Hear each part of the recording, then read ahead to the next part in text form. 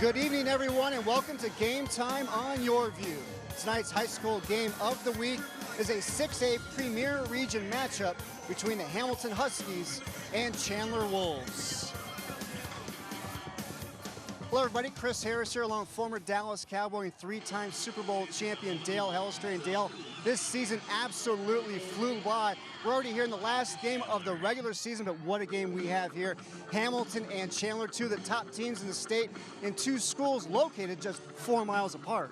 4 miles apart, and this is a big-time rivalry. Now, in my mind, didn't really become a rivalry other than by location until about 4 years ago. You got to win a game to make it a rivalry. Chandler's done that.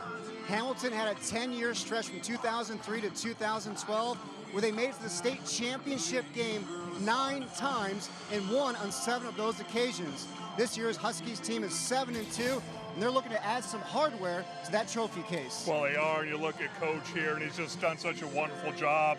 7-2 on the season after the off-season turmoil. He's brought this team together. They're playing well, hitting their stride with the playoffs beginning next week. Offensively, running back Jawar Jordan is a big playmaker for the Huskies. The senior is verbally committed to Syracuse and ranked second in 6A with more than 1,400 yards rushing, and has 4 games where he's gone for more than 200 yards. He's got great vision, great quickness. He's not afraid to lower his shoulder to pick up some extra yards. He'll catch the ball out of the backfield. You see the career numbers there. He's a threat to go all the way anytime the ball is in his hands. And Chandler has won the Big School state title 2 of the last 3 years, including last season. They came into this year ranked number 7 in the country. Now, they had a rash of injuries the first part of the season, but they are healthy right now and looking like a team that might win another state title. They're very, very talented. They played a tough schedule to get them ready for just this type of situation. Take a look at their head coach right there. Sean Aguano has done a terrific job in his 7th season. He was the offensive coordinator for the Wolves before taking over at the head position. He has done a terrific job leading this team. Now, offensively, Chandler is led by Drake Anderson, and he has been the feel-good story of the season. The senior running back missed the previous 2 years to have surgery on both of his hips, and he's now one of the top running backs in the state. You give him some room to run, he's going to find the end zone. You're not going to arm tackle him. He's another one of those somewhat undersized running backs that are more physical than you think they are. Look for him to have a huge game. As you see the numbers there on this season, look for him to have a big game tonight against this Hamilton defense. All right, we come back with the Sanderson Ford keys to tonight's game. It's Hamilton and Chandler. You're watching Game Time on YurView. Between these two outstanding Chandler Unified School Districts.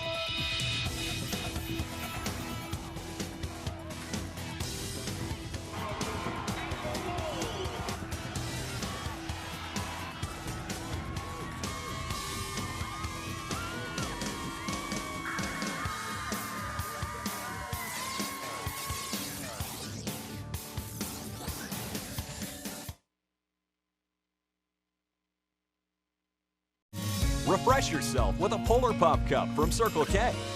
It stays cold longer, and we offer more choices than ever before. More choices like Powerade, vitamin water, iced tea, and full throttle. Ready for the best part? You can get any size foam Polar Pop Cup for only 89 cents every day. More choices than ever before. Talk about refreshing.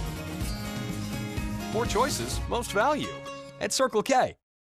I do a lot of online shopping. I read a lot of reviews. Read the reviews on Sanderson Ford. I think you'll be pleasantly pleased. Everybody that's come through there is extremely excited when they walk out of Sanderson Ford, and I think if you go and look at their reviews, it's going to tell you that they're first-class service. They go out of their way above and beyond to make that customer happy, and you couldn't ask for any better company than Sanderson Ford. Ford, America's best-selling brand. Sanderson Ford, America's best-selling Ford dealership. Today, we are shining a spotlight on some of our graduates from AAI who have moved into successful new careers with training and education in skilled trades. This is Joe, one of our graduates at AAI. He loves working on engines with his dad, and that, along with wanting a better future for himself, kept him motivated to change his life. You'll see lots of graduate stories on our website at aai.edu. Schedule a time to visit with us and see for yourself what training and education from AAI can do for you. Welcome back to the high school football game of the week on YurView. It is senior night here at Chandler High School. Hamilton Huskies, Chandler Wolves getting ready to kick it off. Dale. Well, the Sanderson 4 keys to the game. Here are the keys to the game. The best play is at Sanderson 4. It's a rivalry game. Remember, we talked about in the open, though, in my mind, didn't become a rivalry until about 4 years ago. Schools 4 miles apart. Both teams can make plays all over the football field. Who's going to make more of them tonight? And then penalties. Hamilton has 0 games of 10 or more penalties. Chandler must eliminate the personal fouls that have plagued them just a little bit this season. All right, when we come back, it's kickoff between Hamilton and Chandler. You're watching Game Time on YurView.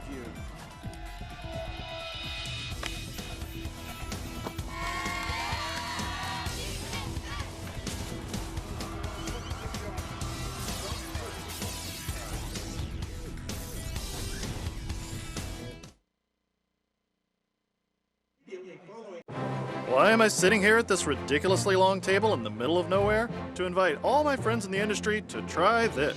Fast food's first ever ribeye burger. Made with 100% ribeye beef, grilled onions, a red wine glaze, and creamy Havarti cheese. Ah, here comes the competition now. And of course, since they work for my competitors, I've obscured their identities. Except for this guy. He is so screwed. Try my new Havarti and grilled onion and all-American ribeye burgers. Are you talkies enough? Capital of Iceland. Reykjavik. R-E-E-Y.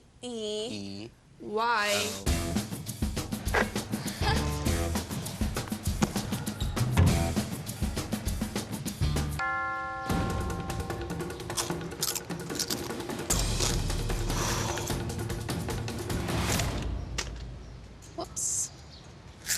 Talkies. Taste the fury of our flavors and face the intensity. Brandon's played sports since he was about 4 years old. He was playing flag football and tweaked his knee. We ended up taking him to Phoenix Children's. The doctors confirmed that the ACL was torn, and we were given the option to not surgically repair, but then he would have to stop all sports. Brandon was devastated.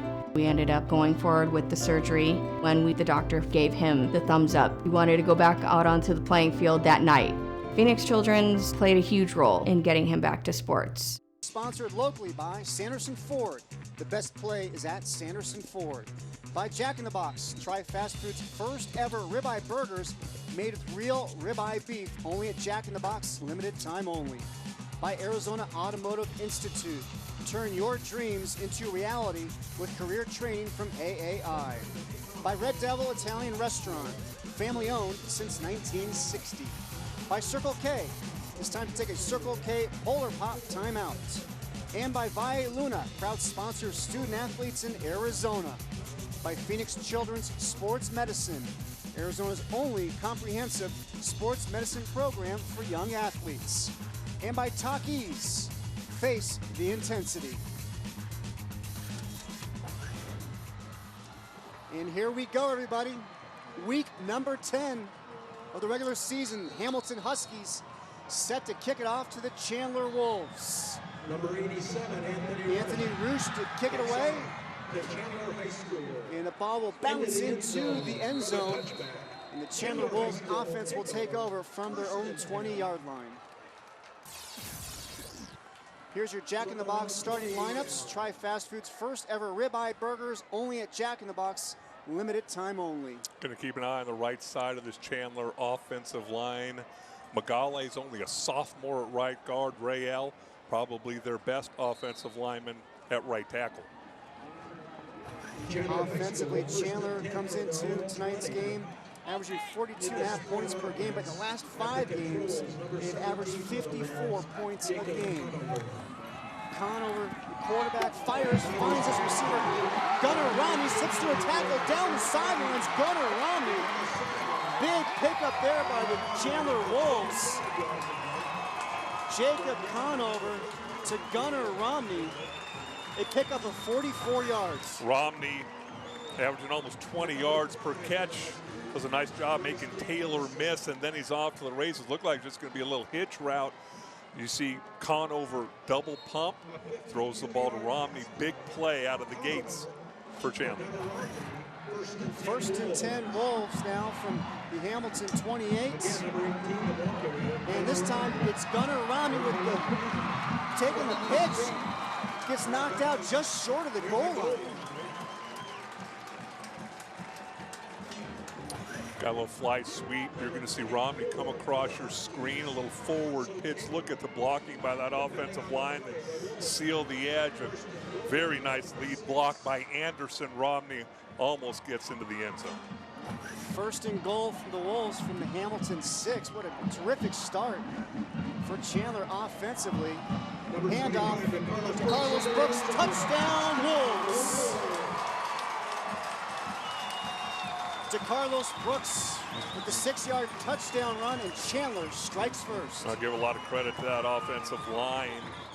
Really nice hole right up the middle. Watch these guys come off the ball, especially the interior of that offensive line. Nice lead block, and Anderson into the end zone untouched. And you're talking about 3 plays and just a tremendous drive by this Chandler offense. 3 plays and 80 yards covered in 22 seconds, and the Wolves are now going for 2 here on the extra point.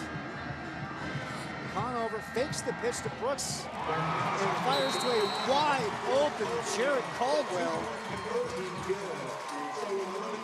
And it's time to take a Circle K Polar Pop timeout. Chandler leading Hamilton 8-0. Stay tuned for more Game Time on YurView after the Circle K Polar Pop timeout.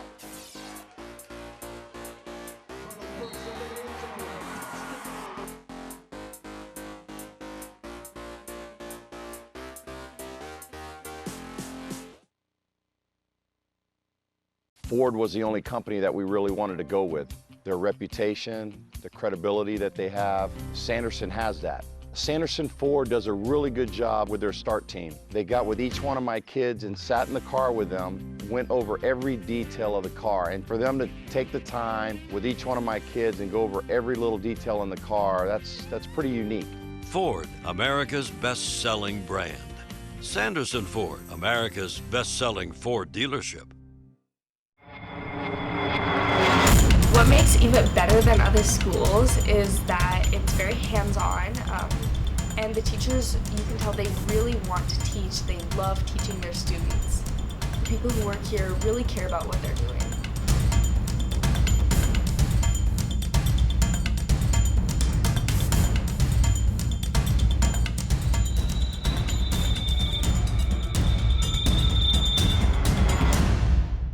Welcome back to the Game Time Game of the Week on YurView, and the Chandler fans getting rowdy early on as their Wolves get on the board first to Carlos Brooks with a 6-yard touchdown run, Dale.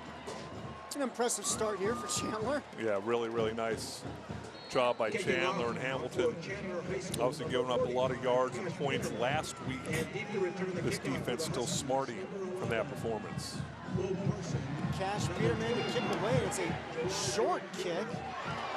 Anthony Roosh with the catch and come in to make the hit for Chandler is Tyler Kimball.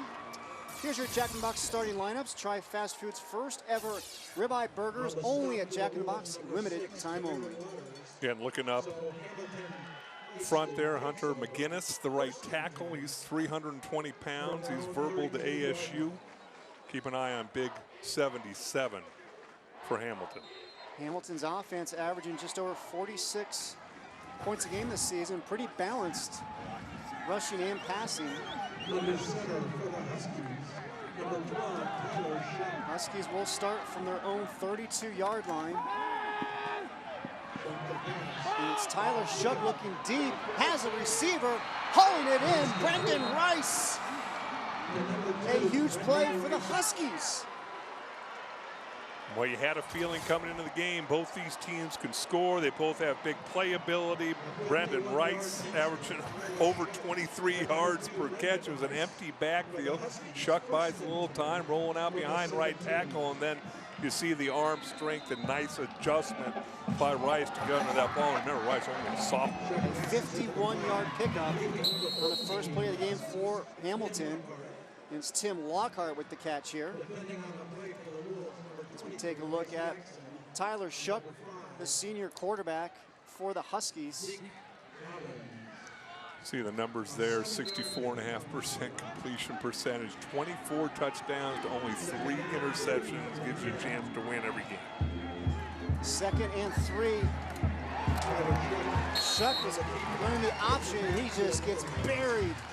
Making the hit for Chandler is the senior defensive end, Robert McPhee.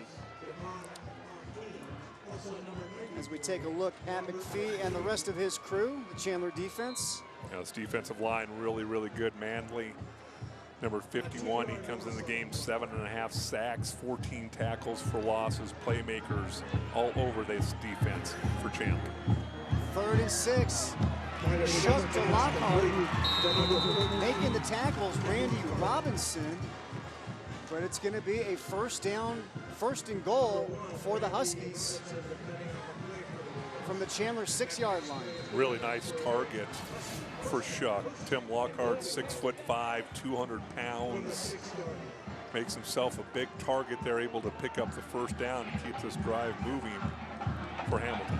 And the Huskies trying to answer Chandler's early touchdown with a score of their own. Shuck with the handoff. Mo Parson. Great job pursuing to the ball by that Chandler defense. In on the tackle for the Wolves. Number 91, Adam Morris. See the size there. You got some big boys on the inside of this Chandler defensive line. Really difficult to run the football on them. 2nd and goal. Huskies from the 7. Shuck pump fakes, fires, has the touchdown. Brendan Rice. Hamilton answers right back. Boy, it doesn't take you long to appreciate Brandon Rice. Keep in mind, little slant route, little double pump by Shuck. Look at the reach out here. You know there might be a safety waiting there in the middle. Rice blocks that out, catches the ball with his hands, and as this game goes along, remember, he is only a sophomore. Terrific start offensively by both teams. Anthony Ruchon for the extra point. It is good. And Hamilton answers Chandler's quick touchdown with a score of their own. And it is Shuck to Rice. Good protection up front. Nice job by Shuck. A lot of times you do that double pump down there in the red zone. It's so difficult to find a receiver open. Shuck able to fire it in there, and then a great catch by Rice. And we have a penalty flag down. Here's our AIA officials. Referees Jake Gustafson, the umpire Simon Gustafson, head linesman Justin Wilcox, the line judge Brian Hastings, and the back judge Todd Whitlinger. It's an illegal participation against Hamilton. As you can see, Coach Banaszewski a little fired up. Well, you know, whenever it's an extra point or a field goal and you have more than 11, it can be a little bit frustrating. You could see him mouthing, how do we have 12 guys out there? And now all of a sudden you didn't have enough. And you would think by week 10, they would be having those penalties. You would. I mean, other than if somebody got hurt, you know, sometimes somebody gets hurt and your second team. And now number 94 for Hamilton, that's Ian Torres. He's been on and off the field 4 times before this ball snapped, and now he's off. He's going to need a water break. Anthony Rush again with the extra point, and it is up and good. And let's now hear from Chandler head coach Sean Aguano about the rivalry between Hamilton and Chandler. You know, the first 17 games we didn't beat them, and then we won the last 5 out of 6. So it's been very interesting seeing that tide turn. They're a better team, I think, this year than they were last year, and so every game, I think the crowd and the community is excited about, and so we have to make sure that we are paying attention to detail and focus for this week. Well, and you have all these kids now in this program who don't know what it's like to lose to Hamilton, whereas for so many years it was, yes, a rivalry, and a lot of people showed up, and the schools are close to each other, but at the same time, there wasn't a whole lot of competition on the football field. And now it's kind of flip-flopped, and now you can call this a true rivalry.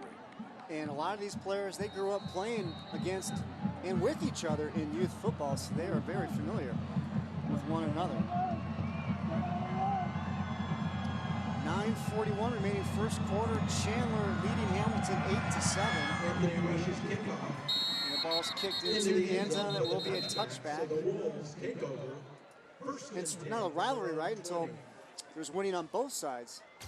Well, I think that's the most important thing. You have to have competition. You see the scoring drive there, 6 plays, 68 yards, under 2 minutes, and Rice with a couple really nice catches on that drive to last one scoring the touchdown.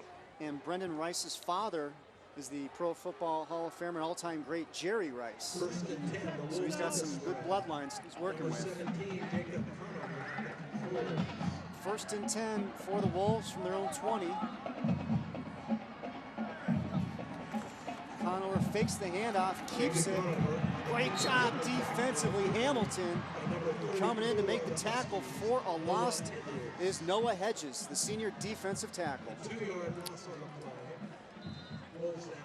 Hedges gets up there, defensive tackle, 5'9", 200 pounds. Looked like he dinged his right shoulder a little bit there. As we take a look at Jacob Conover's numbers for the season, as well as last week against Brophy, threw for over 300 yards in the win over the Broncos.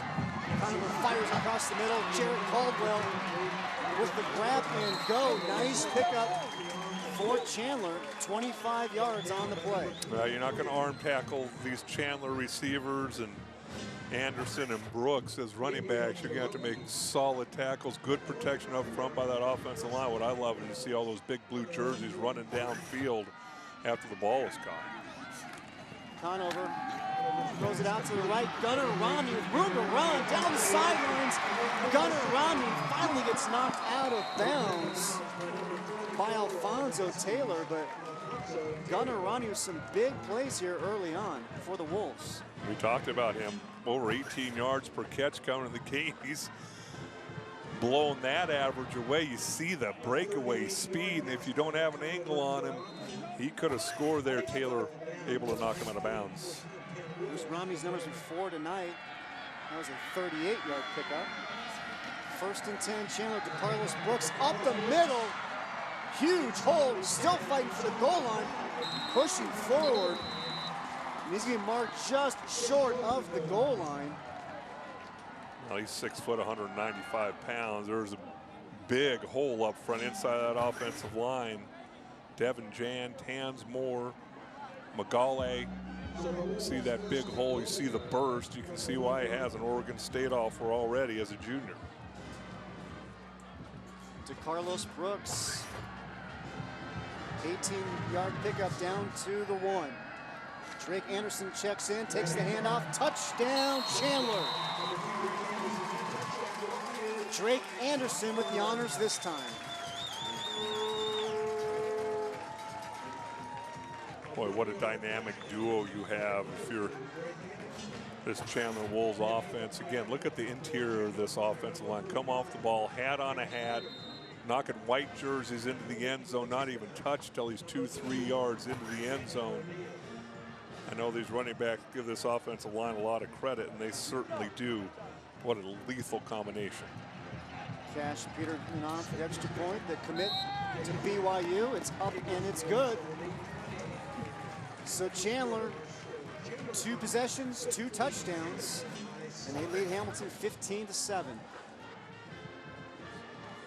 There's Drake Anderson from 1 yard out getting the score, and that is Anderson's 20th touchdown on the season. That ranks second in all of 6A. Anderson's got an offer from Nevada and New Mexico State, and he's drawn some serious interest now from U of A, Northwestern, Cal, and Oregon State.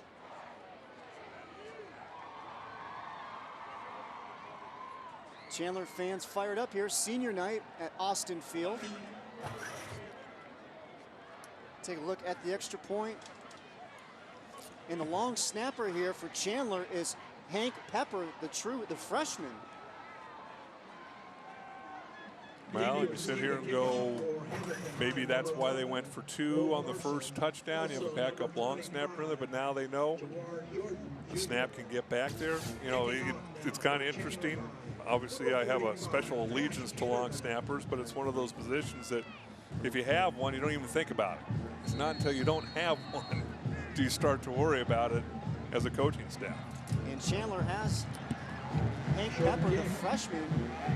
They brought him up for tonight's game. They weren't sure if he was going to get in or not. And he's already made his presence felt here early on. Let's take a look at our Phoenix Children's Hospital Sports Medicine Injury Report, specialized care for young athletes. From first assessment to follow-up, Arizona's only comprehensive sports medicine program for young athletes, only at Phoenix Children's Hospital. Javen Wright, the highly sought-after cornerback for the Huskies, still dealing with that high ankle sprain. Not going to be able to see him tonight. And then Devin Shivers out for the rest of the season from concussion.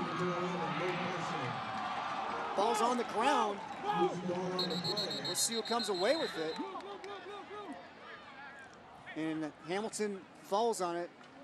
Boy, that could have been big trouble there. Well, it could. It's always fun for me to watch. There are a couple Chandler guys pointing in the other direction, and the guy closest to the ball got up, clapping his hands for Chandler, saying, boy, I had a chance to jump on this ball. As you see, the ball comes loose before he hit the ground. Parson, the junior. Noel Parson, you see his season numbers there. 2nd down and 3 for the Huskies from their own 33. It's going to be a handoff to Jahar Jordan. Well, if you're Hamilton, you're going to have to lengthen this game, and by that I mean you're going to have to run the ball some. There's no way, I believe, that you can get in a track meet with this Chandler football team as far as trying to be the first 1 to 70. I think you're going to have to lengthen the game by running the football, grinding out some drives, keeping the ball out of that Chandler's offense's hands. And Jordan's a guy that can get that done. Got almost 1,500 yards on the season and had a career high 297 last week against Perry. Mo Parson on the carry and making the tackle there for Chandler. Number 23, Bryce Jackson. Yeah, nice job by Jackson coming up from his defensive back spot, getting penetration and making sure that fly sweep did not get outside contained. That's when you can really hurt a defense. Jackson was first team All-State last year and is committed to go to UNLV next season. 2nd and 10. Shook, looks right, throws right, has his receiver, and hauling it in is Brandon Shanks. Making the tackle, Randy Robinson.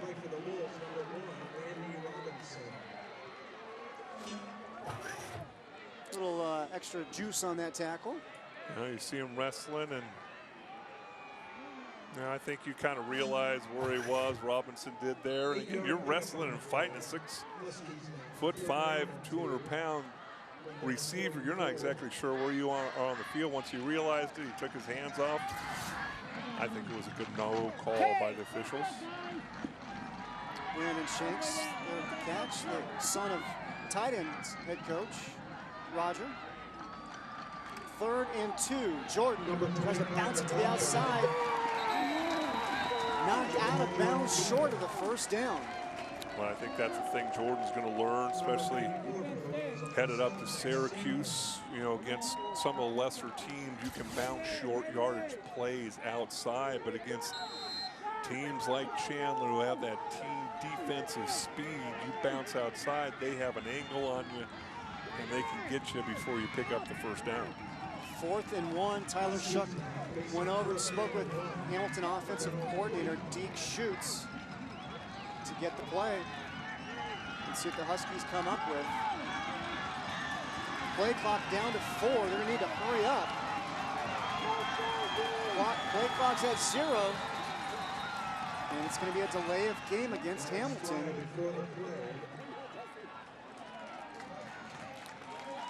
Well, unless you weren't going to run a play, which they very well might not have wanted to run a play, although 4th and 1, I think that's a chance you take at this juncture of the game. You're the underdog. But as a coaching staff, there's no excuse because there are 2 play clocks, one on each end of the football field in bright red lights. And you have to have somebody responsible for that. And now Hamilton decides they will punt. Anthony Roosh back to punt for the Huskies. Standing in his own 25. Gets it away. And bouncing it off bounce. Number 20 for Chandler, and taking a hit is Jacob De La Torre. Yeah, and there's situations like that. See Rush with the numbers on the season or the flag on the play.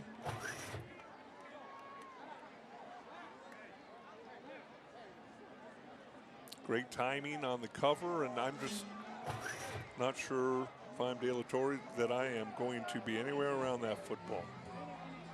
We certainly paid the price for it, and then we have a penalty on the play.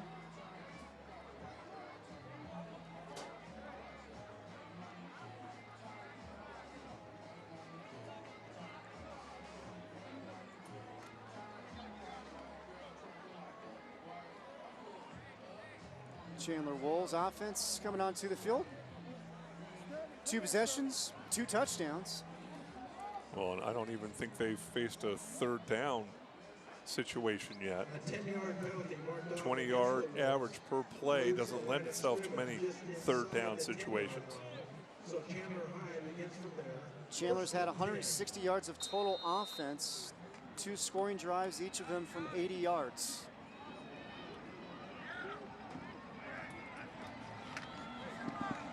Anderson with the carry, bursts through a hole down the middle. He is off to the races. Drake Anderson, and he is gone. Touchdown, Chandler, as Anderson breaks the tape at the goal line. 90-yard touchdown run by Drake Anderson. Well, you're bringing up more white jerseys to try and stop the run. What that does, you break through that first level, get a hat on a hat, and he's gone. How many times you see a 90-yard touchdown run and maybe one hand was laid on him, but look how smooth he runs. Got to be excited for him, a kid who basically missed the last 2 seasons with hip issues. Looks awful healthy to me. He is 100% looking good. Extra point is up and good by Peterman. And Chandler extends their lead to 22-7. Drake Anderson, his 2nd touchdown of the night. A lot of defensive coordinators say, okay, the way I'm going to stop the run, I'm just going to get safeties and everybody involved. And right there, Hopgood, one of the safeties, is up in the guard tackle gap. He gets walled off, and he's not going to be able to catch Anderson as an offensive guy. The more guys you bring up on the line of scrimmage, the more I like it, because a lot of times you'll block a defensive guy by not even blocking him. David Hopgood right there, nobody put a hat on it, but he got shielded by his own guy. And you're not going to catch Drake Anderson once he gets it going. As you see his numbers from the Mountain Ridge game, he is a track guy, runs the 100, 200, 4x100 relay. He's run a 10.92 100. And talking with head coach Sean Aguano, he said Anderson has great vision, but he gets full speed very fast. Well, you gotta love our intrepid stat guy up here, Jared Donans, said Chandler right now, with 5:22 left in the first quarter, is on pace for 2,000 yards this game. I believe that would be a new record. Chris, what do you remember what the old record was?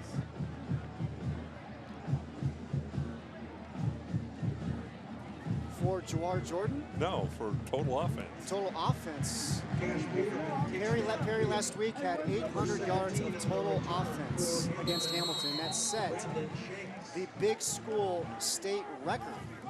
So you're saying 2,000 would kind of shatter that? That would absolutely shatter that. Number 47 on the well, let's see. Again, it's always interesting to me how's Hamilton come out here offensively. You know your defense is kind of shell-shocked right now. Can you come out, put another drive together, put some points on the board? Well, Tyler Shuck in this Hamilton offense has proven they can score some points. See Shuck's numbers, 6 of 6, 88 yards, and he's firing away again. He gets it out to Brandon Shanks. That's the thing that's so hard to do if you're Deke Schutz, offensive coordinator. You're looking up at the scoreboard, you're seeing it's 22-7. You've seen that Chandler's offense is really, really good.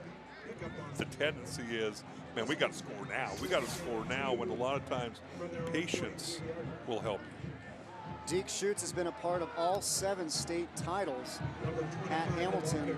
And he actually played his high school ball right here at Chandler for his father, Delvin Schutz, who we had a chance to catch up with before the game. They ran the wishbone offense back in that time. That was high tech back in the day. That was big. Triple option. You probably didn't see the wishbone too many times at Saguaro, did you? It was not big in high school. It was in college. We ran the triple option, kind of the veer option at SMU.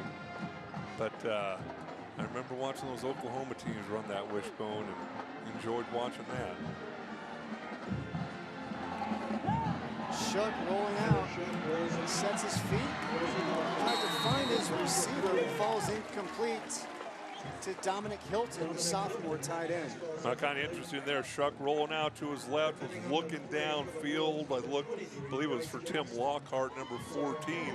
But immediately Hilton came open in the flat. Shuck didn't see him and then saw him late, and I think Hilton had just shut it down a little bit. Shuck threw it out in front of him. Pass falls incomplete. Tyler Shuck, he's committed to go to Oregon next year. Hilton, a good size sophomore, by the way, 6'1", 235.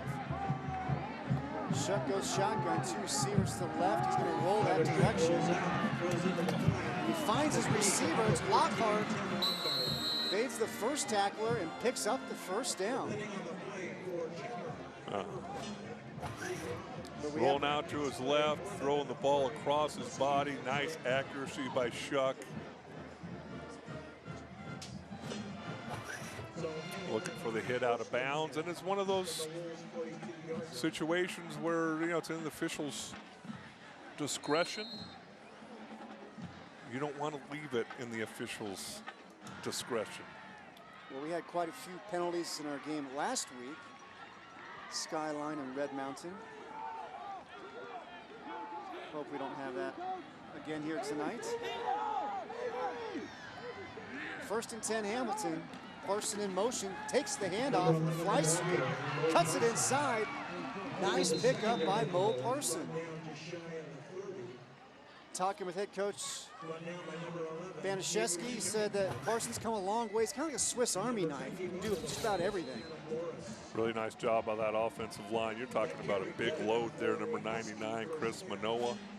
6'1", 320 pounds, headed to UNLV.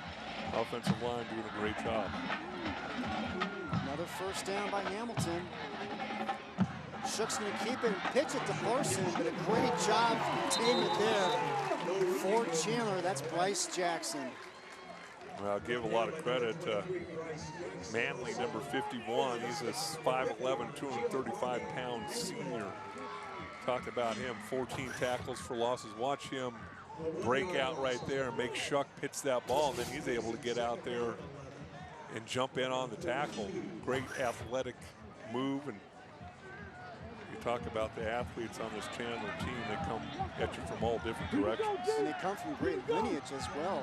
Manley's father, Pete, starred at Westwood NAU and spent 7 years in the NFL, the Lions and Chiefs. That pass is going to go incomplete. Trying to hit Brendan Rice there. A little wide receiver inside screen. Everything has to be timed out perfectly. Got a bunch of blue jerseys running at you. That's one of those plays as a wide receiver. I'd say, Coach, I'm not a big fan of that. It hits every once in a while, but there's a lot of humanity you have to wade yourself through. A lot of punishment that could be had coming off that type of play. Third down conversions, Hamilton 1 of 2. Chandler yet to see a third down. They've seen a lot of the end zone here already. Shook, play action pass, goes up top, has a receiver, Brendan Rice, but gets knocked away by Gunnar Maldonado, the sophomore safety. Well, that was sophomore on sophomore. These two kids are going to have a chance to play each other at least 2 more times. Not exactly sure why Rice turned and was running backwards instead of running towards the back of the end zone. But nice job by Maldonado knocking that ball down. And it looks like Hamilton's going to go for what looks to be a 49-yard field goal attempt. He's got a long of 44 on the season.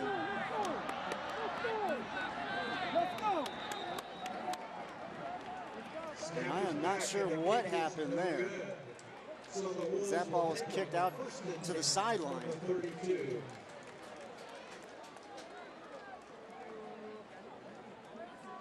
Not sure what happened there.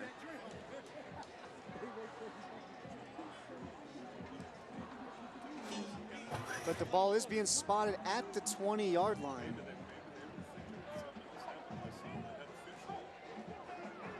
So that was an intentional kick by Roosh to kick it out of bounds to the sidelines. The ball is being placed at the 20-yard line. Otherwise, the ball would have been spotted at the 32. And the ball did not cross the goal line. So the ball spotted at the 20. And kind of looking deep. Had a couple of receivers running after it, but it falls incomplete.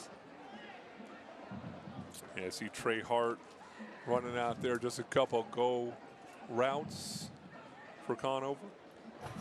Take a look at that Hamilton defense.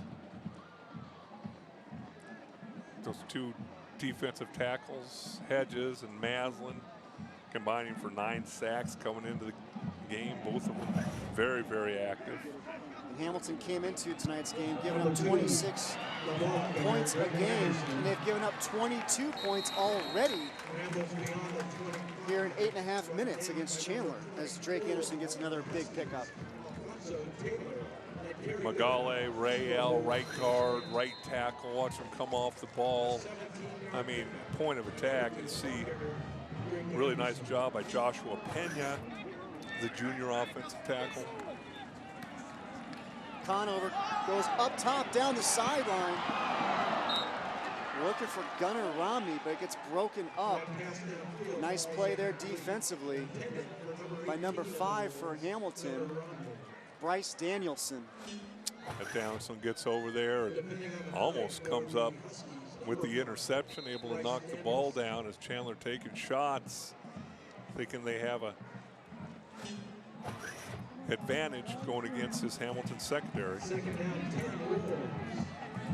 to bring up 2nd down and 10. The Wolves from their own 27-yard line. Caldwell in motion. Conover fakes the handoff, dumps it off to Braden Lightrock. Takes a couple shots, but falls forward for a couple more yards. 6'5", 200-pound junior came into the game with 15 catches, averaging over 15 yards per catch from your tight end. Took a couple shots there and kept ticking. Coach Aguano says Leibrock's big target, good speed, and he's going to be a big recruit next year. 3rd and 4. Leibrock in motion. Conover surveys the field, fires, has the receiver, Caldwell.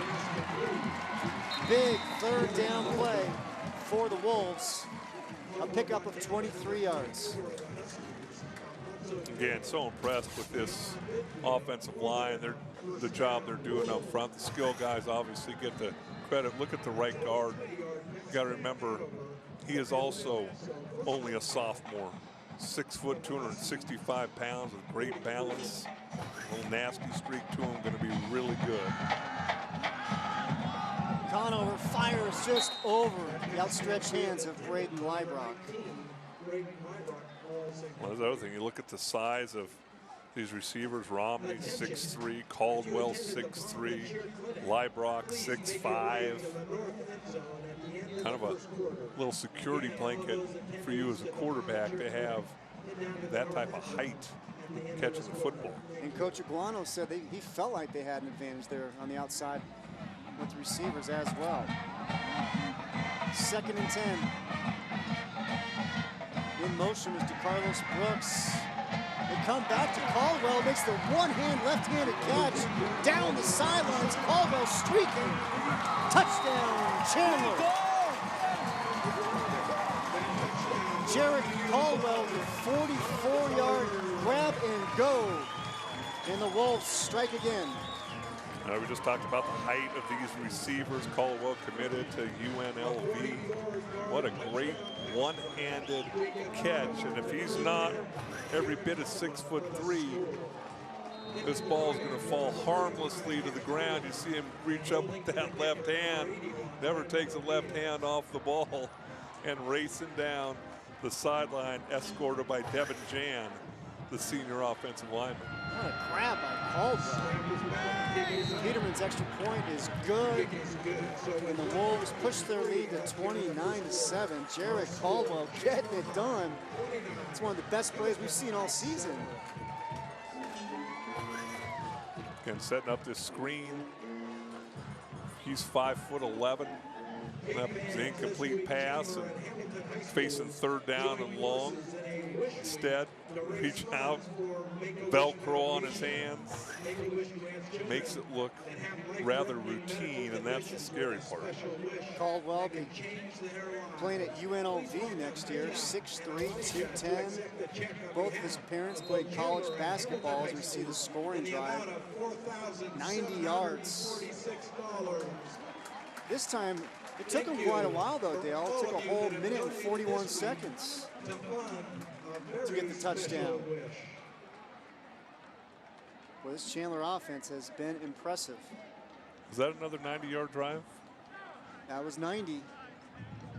We've had a couple of 80s. Are we still on pace for 2,000 total yards? Jared's not sure. He's going to crunch some numbers. Well, now that we see this Chandler team is healthy, boy, they look good. Well, not only that, but you play tough competition early in the season. Again, a short kick. Number 2, Brendan Rice on the return for Let's recognize tonight's Vi Luna Scholar Athletes of the Game. Vi Luna, proud sponsor of student athletes in Arizona. Tonight's honorees are Tyler Shook of Hamilton and Drake Anderson of Chandler. Tyler has a 4.4 GPA, plays pitcher and third base on the baseball team, is in NHS and Dress for Success clubs, and volunteers as a teacher's aide for Feed My Starving Children and the Special Olympics. Drake is a 3.5 GPA, runs the 100 and 200 on the track team, volunteers at various homeless shelters around the valley. Congratulations to Tyler and Drake, our Vi Luna Scholar athletes, for tonight's game. Jamar Jordan takes the handout, fights his way for a couple. All right, so I have a question. What do you got? Tyler Shuck Yes. has over 20 offers. He's going to Oregon. At least that's who he's committed to. Yes. Very, very smart kid, as evidenced by his GPA. 4.4. How on earth do you get Shuck out of S-H-O-U-G-H? How would you pronounce that? Shall.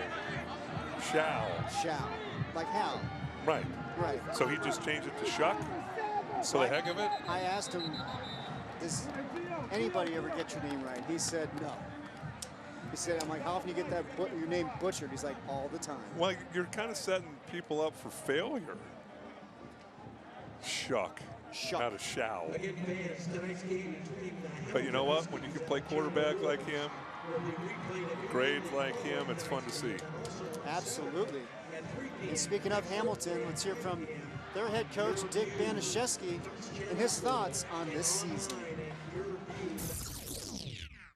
Everybody's come together. Everybody's jumped on board. All these kids chose to be true to their school. They stayed for a reason. The coaches, because they've stayed too. And I think we've dealt with some adversity in a very positive way. And we've chosen to focus on our perimeter, on what we can control, and have kept that focus throughout. So it's been real enjoyable. Done a nice job. You know, you look at the PowerPoints coming into this game, and top 5 and 6A, Perry, Mountain Point, Desert Ridge, Hamilton, and Chandler. 2nd and 8, Hamilton. Shook tries to evade the rush, but Chris Manoa getting the sack. We talked about Manoa, 6'1", 320 pounds. He's 5th sack of the season. Now, what I don't like about this is you're going to max protect. So you've got your tight end in here. He's not a pass blocker. That's Dominic Hilton. Well, when a quarterback hears max protection, you think you have extra time to throw the football. But you've got a tight end blocking a defensive end that's a pretty good pass rusher, able to get pressure. So it's really not max pass protection. As Tyler Shook just found out. As we saw the total yards here so far in tonight's game. Chandler with 340 total yards already here tonight. As the clock winds down, it has been all Chandler here in the first 12 minutes at Austin Field. And Chandler leads Hamilton by a score of 29-7. You're watching the high school football game of the week. It's game time on YurView. We'll be right back.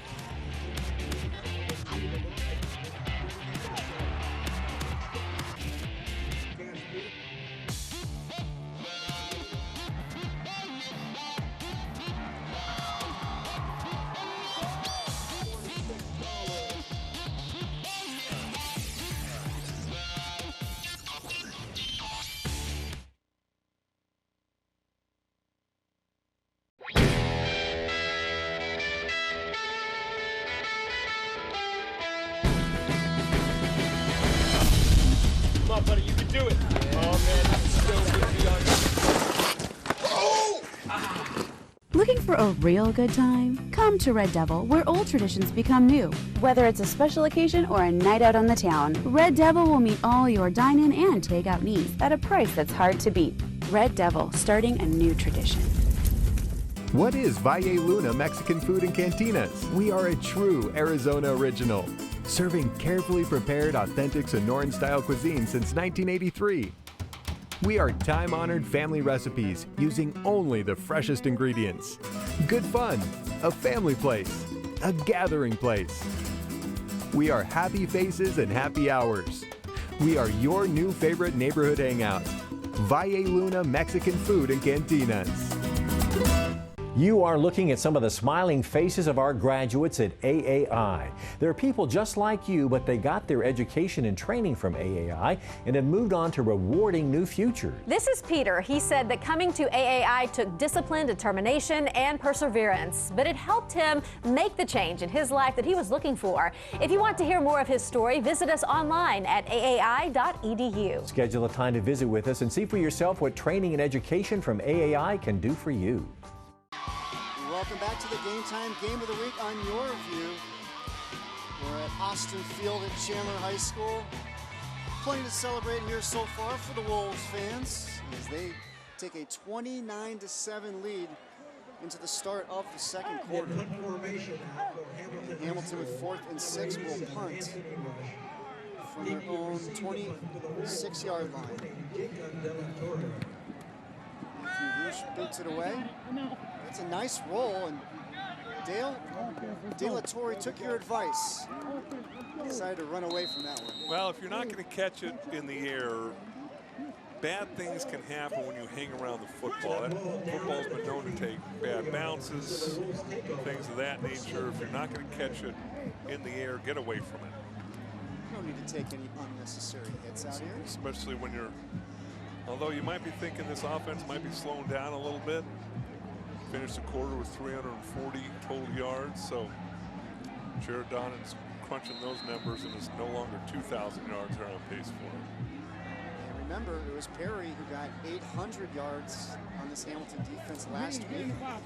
Set that big school state record. Maybe the Huskies are thinking about that a little bit. Trying to find a way to slow down this Wolves offense.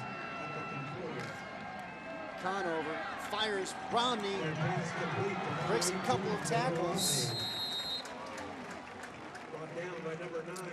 Well, that's the thing. We have receivers like Romney and Caldwell, and obviously Anderson can catch the ball. We've seen Brooks, Lebrock.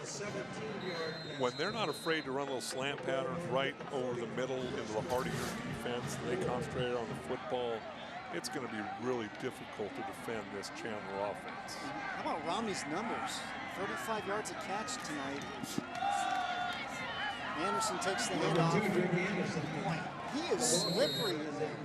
He's tough to get a hand on. 5'11" and 180 pounds. Weaves his way through the middle of all that humanity. Looks like there'd be a holding call on Chandler.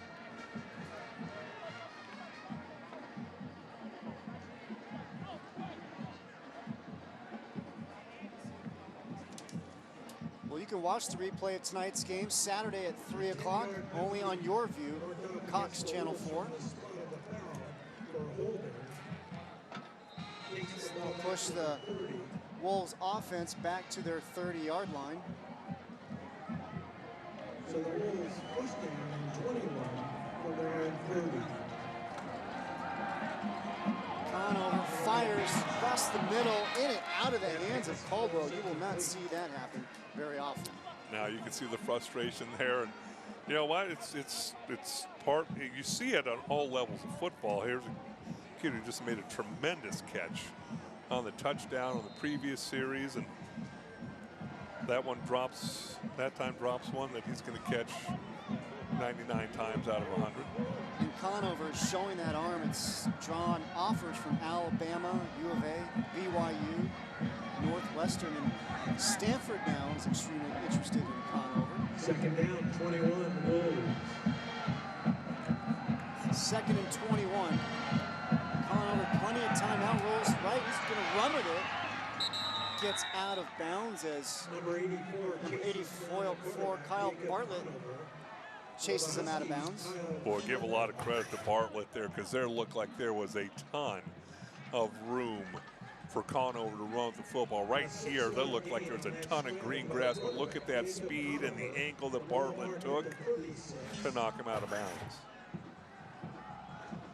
Coach Banaszewski said that Bartlett is a hard worker. Gives a lot of effort. 3rd and 15 for the Wolves. We're going to have movement on Chandler.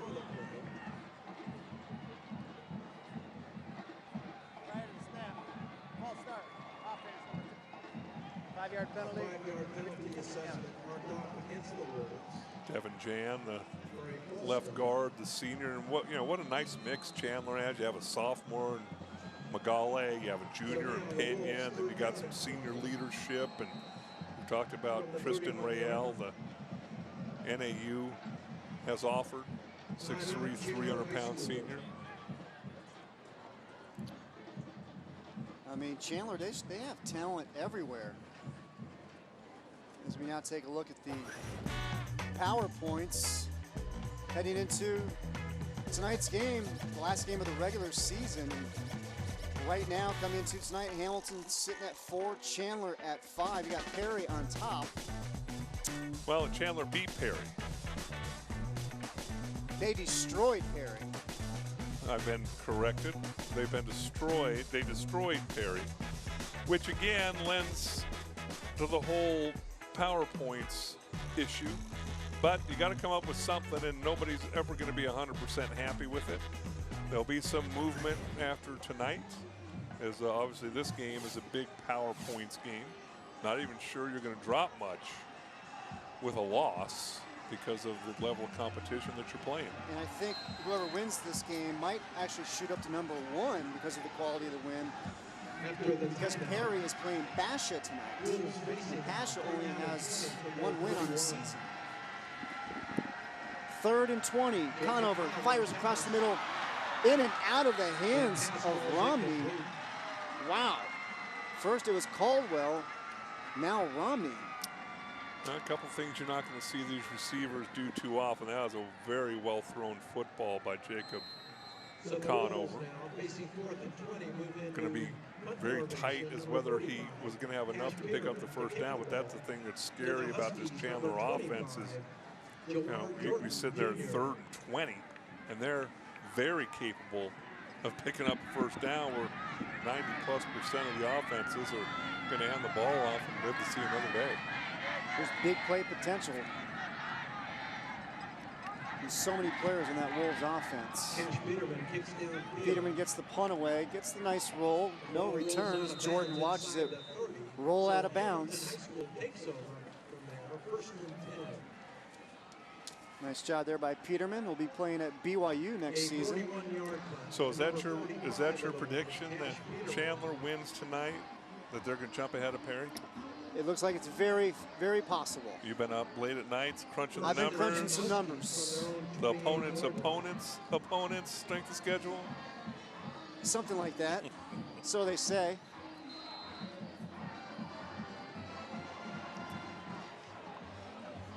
How about this Chandler defense? We talk about the offense, but the defense for the Wolves. Kept Jordan under wrap tonight. 5 carries for 17 yards.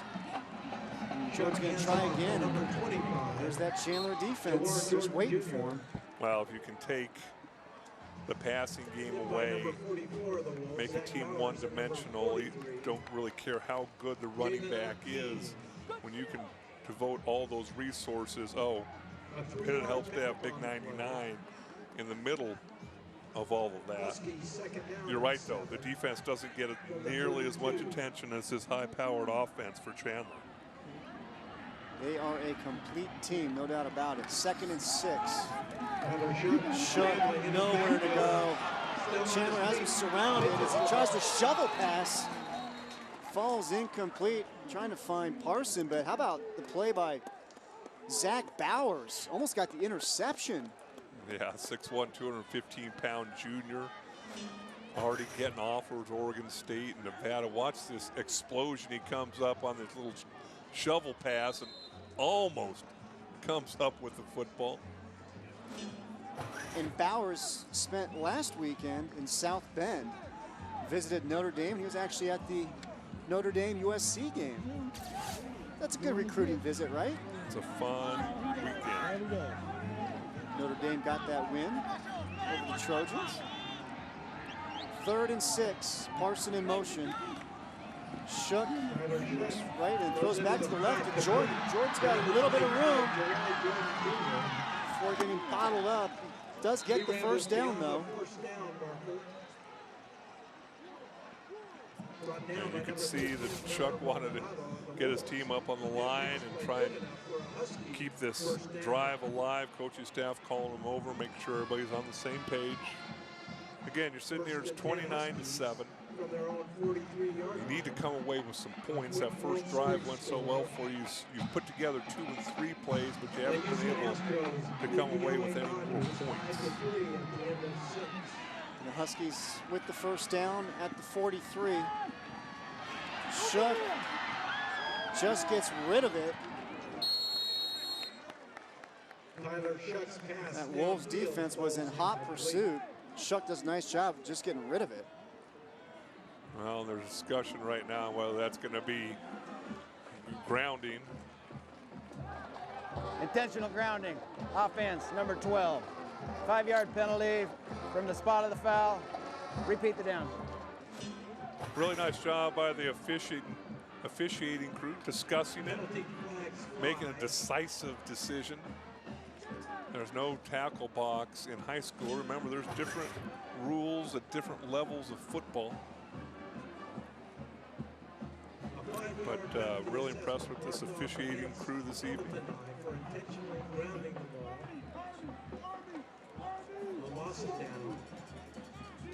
So they'll push the ball back to the 26-yard line. Second down and 28.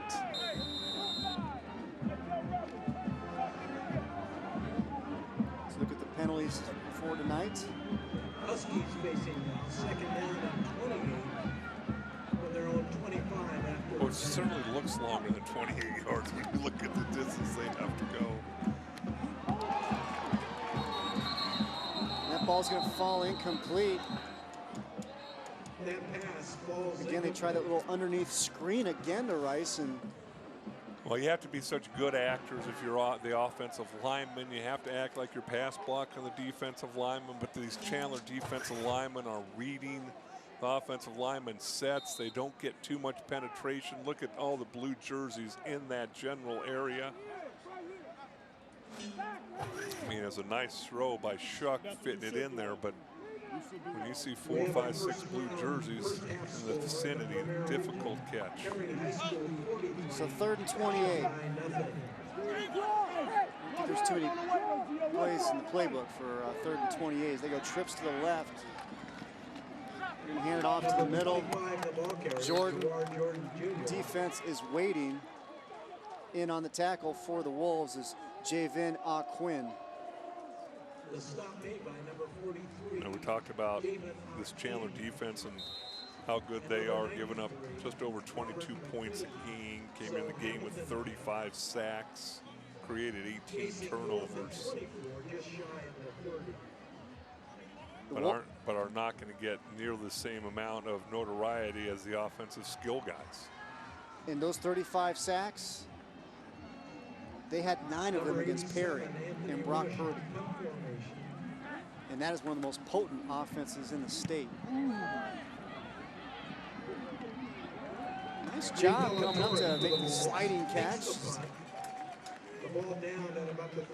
Jacob De La Torre.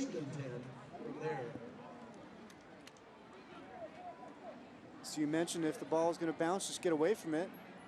This time he comes in, makes the sliding catch on his knees. You mentioned this Hamilton Husky defense, giving up just over 26 points a game coming into the game. They're +5 in the giveaway takeaway ratio game.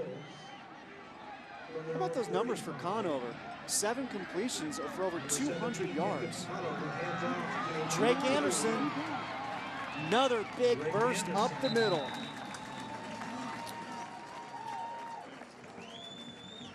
Drake Anderson showing that speed. Look at these 3 inside offensive linemen and watch the hole that opens up right there. I mean, tremendous job. You see their number 73, Pena, staying on his block, but those 3 guys inside are just tremendously physical. And it was Anderson with the 21-yard pickup, and now it's Caldwell with the catch, and he gets a first down. They can get you with the run, they can get you with the pass, they can get you however they want.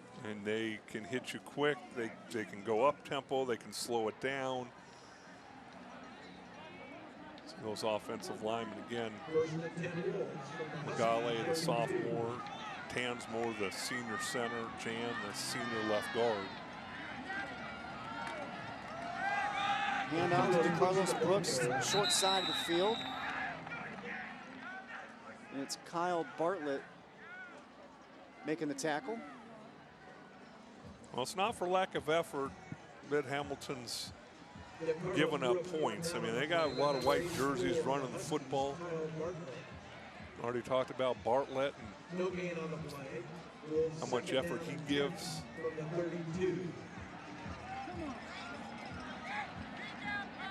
This Huskies team certainly playing hard.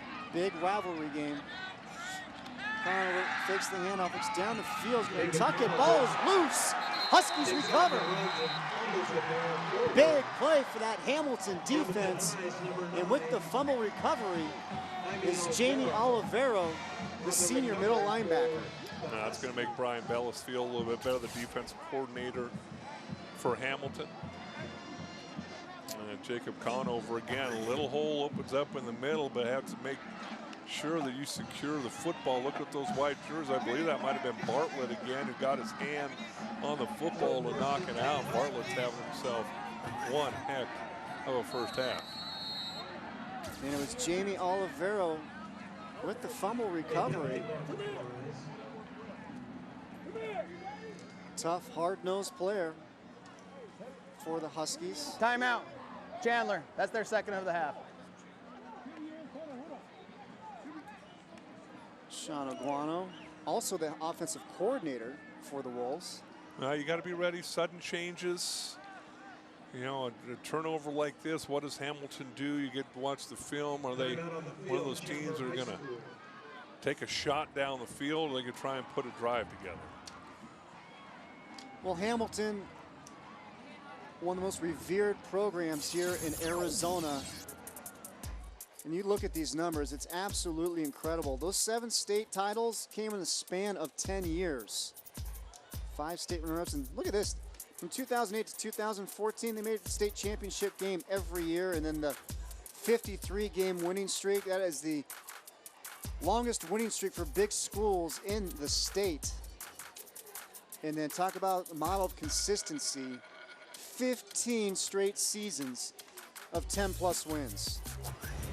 Put together, you know, and that's a dynasty. And obviously you see it happening at Saguaro High School. You see it at Centennial. Back to play after the timeout. Not quite to that level of dominance just yet. And we've got a score update for the Perry-Basha game. Perry leading Basha by count 28-0 after the first quarter. So, you know, folks here at this game want to keep an eye on that one. This big shot down the field by Shook, almost intercepted by Avery Carrington. Well, Carrington, only a junior, 6'3", 190 pounds. Came into the game with 49 tackles. You can see him at the bottom of your screen. He becomes the intended receiver and had a chance for his 3rd interception of the season.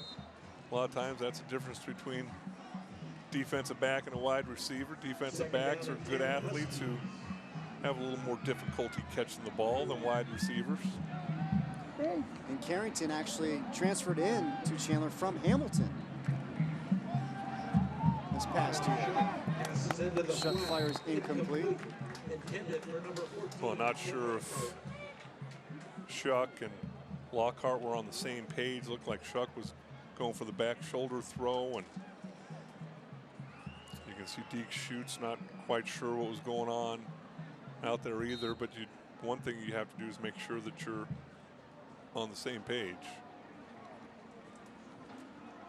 Shuck started the game 7 of 7, and since then he's 2 of 10. Facing 3rd down and 10 from the 28. So Shuck has definitely cooled off a little bit since the hot start. Fakes the shovel pass. Now he's just running to get away from this Chandler rush, and he gets forced out of bounds. Number 32 for the Wolves, Nick Romney forces the quarterback, Tyler Shuck, out of bounds. I see him roll out to his right a little bit. Look like they're Sideline trying to... warning. Chandler.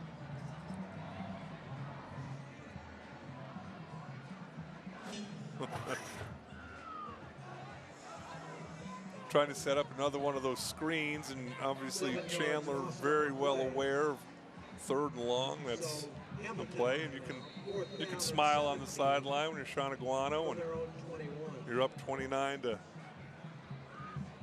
here in the 2nd quarter. Your defense just forced a 4th and 17. Huskies with the ball at their own 21-yard line, set to punt it away. Number 87, Anthony Rush, in punt formation, kicking the ball to number 20. Rush gets it away. Nice punt. De La Torre makes the fair catch at the 39-yard line. Nice job by Rush. He's been busy here tonight. He's got offers from Puget Sound and Willamette. Drawn some interest from San Diego State and New Mexico. Well, it seems like both defenses have settled down a little bit here as of late. First quarter, Chandler's offense, 340 yards. Here's we're approaching halfway through the 2nd quarter. They've only had 61 total yards. Big numbers already for Conover. Hand off to Anderson.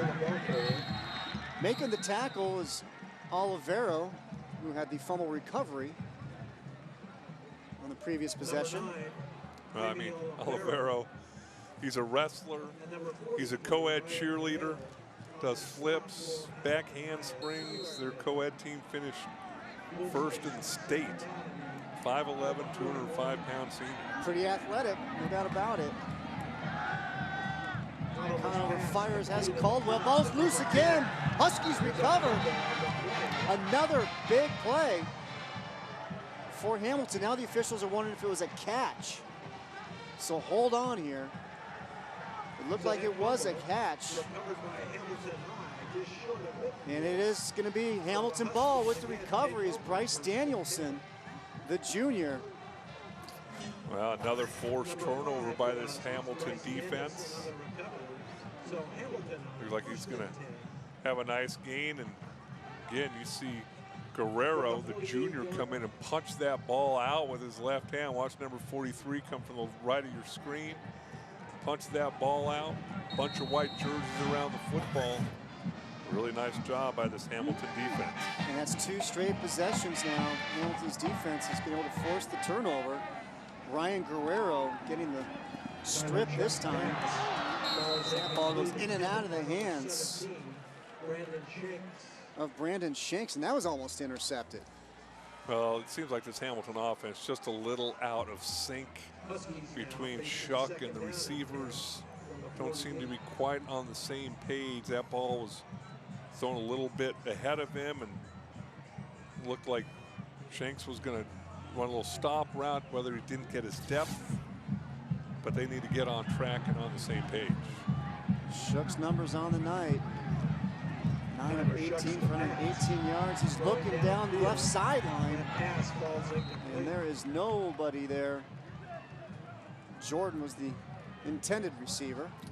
Well, basically ended up turning into a 2-man route, running a wheel route with Jordan out of the backfield, but did not have Chandler's defensive backs fooled at all. Nowhere to go with the football for Tyler Shuck. And again, you've kind of turned this Hamilton offense into a one-dimensional offense if you're Chandler, and that makes it a lot easier defensively.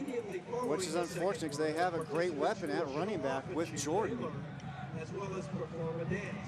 Came into tonight with almost 1,500 yards rushing. 3rd and 10. Shuck finds Parson fighting for the first down.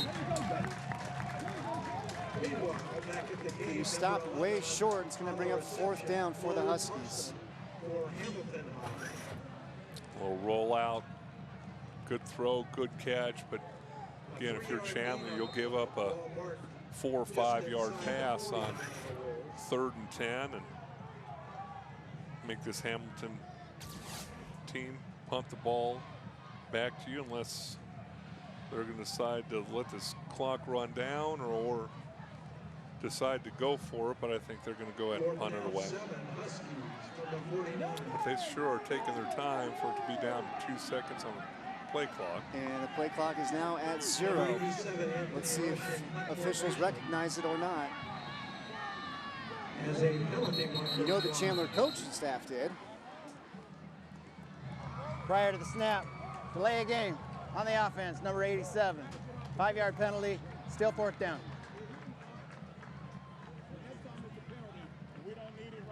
So that'll push the Huskies back 5 yards.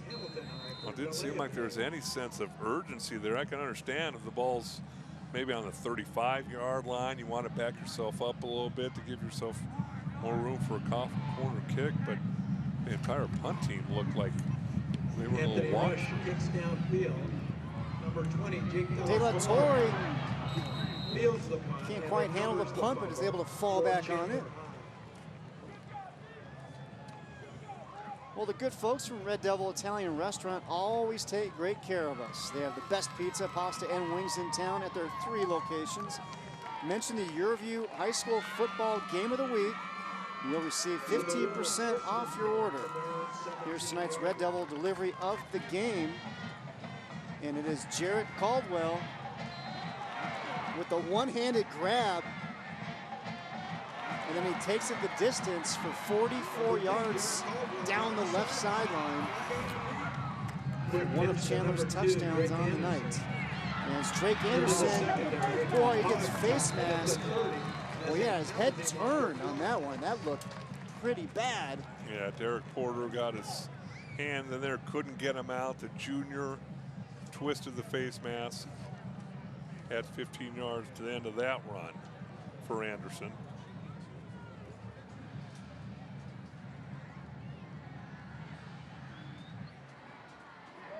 Personal foul, face mask, number 52 on the defense. 15 yards from the end of the run, 1st down. And that offensive line doing a nice job. You see Tansmore racing to seal off his man, and here at the end, you feel your hand getting that face mask somehow, some way. You got to try and get your hand out of there. That couldn't have felt good. Almost had his head turned around. Nice job there. Con over to Leibrock. Yeah, Leibrock. Really nice job hanging on the football. I think that's one thing if you're on this Chandler coaching staff, probably frustrates you a little bit. That's a really tough catch, and yet you see a couple others that are dropped out in the open field. But what a tremendously athletic group that Conover has to throw the football to. And Leibrock's father, he played at NAU. Number 25, DeCarlos Brooks, the ball Carlos carrier. Brooks up the middle. Up to the 35. And you hear about the speed of these running backs, but they run with some purpose as well between the tackles. They do not shy away from contact. You got to really appreciate that. And when you sit here and go, okay, so Drake Anderson's had himself one heck of a year. And DeCarlo Brooks has spelled him and had 100 carries coming into the game. And he's only a junior. And he's going to end up going for over 1,000 yards before this season's over. We got movement everywhere. Penalty markers flying. Flags flying everywhere.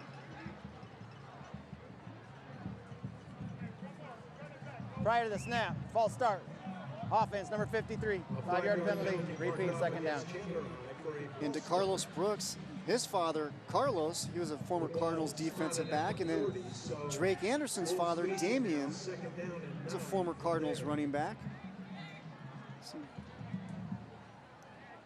There's Braden Leibrock's mom, getting some nice shots down there in the field.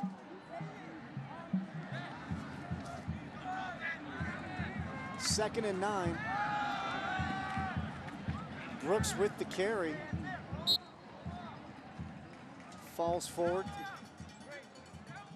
It's going to bring up 3rd down Number 25, and Carlos Brooks, about 4. Well, it's thing with this Chandler offense. You watch them in 3rd and 9, 3rd and 10. They can run the ball, they can throw the ball, because they can pick up the first down doing either. Their playbook is certainly wide open. When you have the athletes you have on the offensive line that they've got, options are aplenty. This time it's a handoff to Anderson. Nice job by Hamilton's defense stepping up and telling them no, no, no as Ian Torres, as they stop Anderson short of the first down. Well, this is an interesting place on the football field. I would imagine Chandler can keep their offense out there. They feel that with that offensive line, 4th and 2, that they can pick it up, be a 50-yard field goal attempt. And Cash Peterman's range is 47 yards. And they are going to go for it. 4th and 2. Conover in shotgun's going to hand it off to Anderson. First down, Wolves. Well, I keep on seeing Jared Caldwell's shoes down there, as gold as they are, almost look like a flag. Every time I see him around the football. Pretty flashy. You better be awful good wearing shoes like that. Wasn't it Michael Johnson, the sprinter in the Olympics? 400 meters, used to wear the gold shoes. And pass complete to number 3. Nice catch there by Trey Hart. Another first down for the Wolves. 1:25 remaining here in the first half. I just don't know how you cover all these receivers if you're Hamilton. I mean, Hart came in the game with 17 catches, 14-yard average, and then Caldwell 31, Romney 30, Blybrock 15. Number 25 to Carlos Brooks, the ball carrier. Brooks with the carry, bust through, touchdown, Chandler.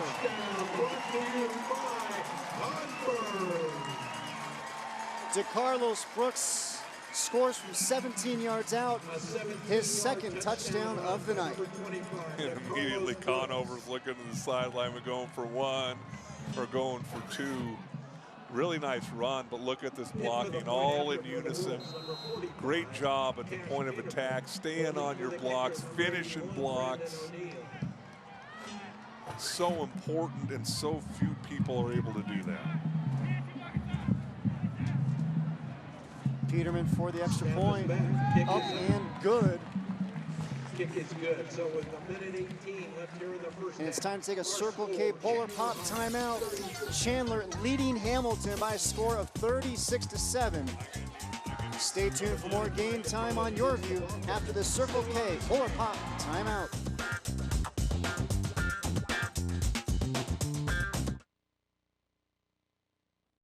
Refresh yourself with a Polar Pop Cup from Circle K. It stays cold longer, and we offer more choices than ever before. More choices like Powerade, vitamin water, iced tea, and full throttle. Ready for the best part? You can get any size foam Polar Pop Cup for only 89 cents every day. More choices than ever before. Talk about refreshing. More choices, most value. At Circle K. Are you talkies enough? Capital of Iceland. Reykjavik. R-E-E-Y.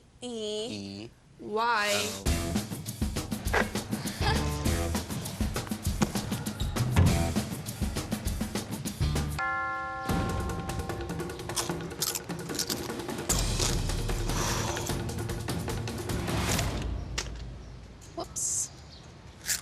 Talkies. Taste the fury of our flavors and face the intensity. Welcome back to the Game Time Game of the Week on YurView. And it has been all Chandler on the battle for Arizona Avenue.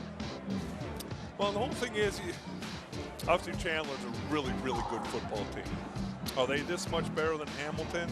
Well, obviously tonight they are, but I remember doing Chandler Mountain Point last year, and Mountain Point running all over Chandler and going, okay, is Mountain Point that good? Is Chandler that bad? Or is the truth somewhere in between on this particular night?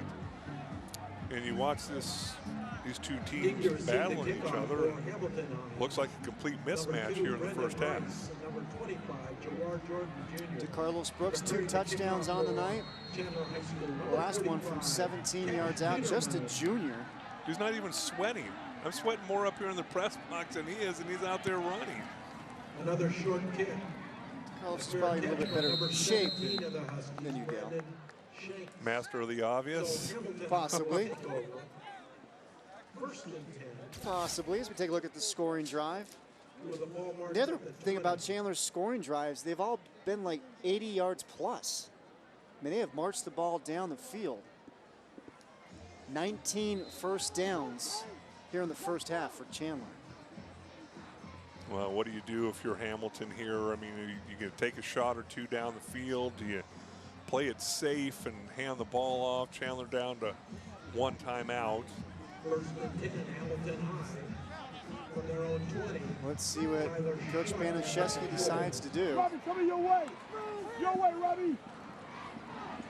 Shuck finds his wide receiver, Tim Lockhart, for the catch, and he gets out of bounds. A 7-yard pass play completion.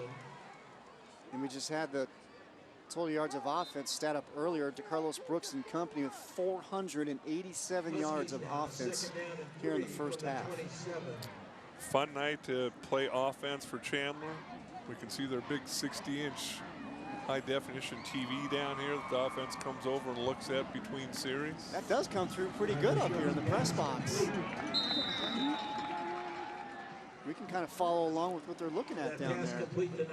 That's a very clear picture with my eyes if I can see it, and I can. Like I said, offensive linemen, I think it's a nice tool for coaches, but I'm not so sure.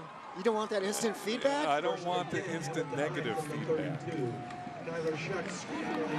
Shook gets bottled up. Chris Manoa, Giovanni Manley in with the stop. And Coach Aguano had a funny story about Chris Manoa, big number 99 right there. He said when Manoa showed up at Chandler, he told Coach Aguano he wanted to play fullback. Coach told Manoa that they don't use a fullback. Manoa kept persisting. And then Coach Aguano, he asked to meet Manoa's parents. Aguano took one look at Manoa's parents and saw how big they were. 2 weeks later, he had Manoa with his hand on the ground and the new defensive lineman. You see a lot of that happen maybe a little bit later in their careers. I remember I played with a kid named Jerry Ball, who was a linebacker fullback in high school and came to SMU wanting to be a running back. And after his freshman year, he was about 290 pounds, and number 34 was a nose guard and ended up being a really, really good one. Number 34. I'd like to see all these college kids with, on the defensive line with like number 9 and number 8 and 17. They came in, recruited at a different position, but guess what? You're out there playing Division I football as a defensive lineman. Manoa, number 99.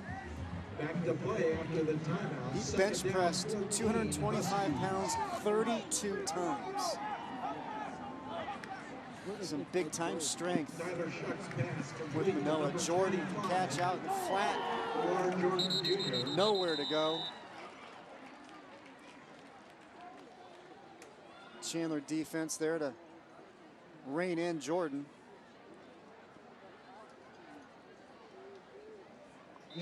Jawar Jordan, he was all-state last year. Gained over 100 yards against Chandler in last year's matchup. But Sean Aguano's team's been able to bottle him up here in the first half. As the clock continues to wind down to 20 seconds. 3rd and 8. Shucks is going to hand it off to Jordan. Jawar Jordan Jr. Gets brought down. Tate Romney in on the tackle. And that will bring a close to the first half here at Austin Field at Chandler High School in a big 6A Premier Region matchup. And it is Chandler leading Hamilton by a score of 36-7. You're watching the high school football game of the week. It's game time on YurView. We'll be right back.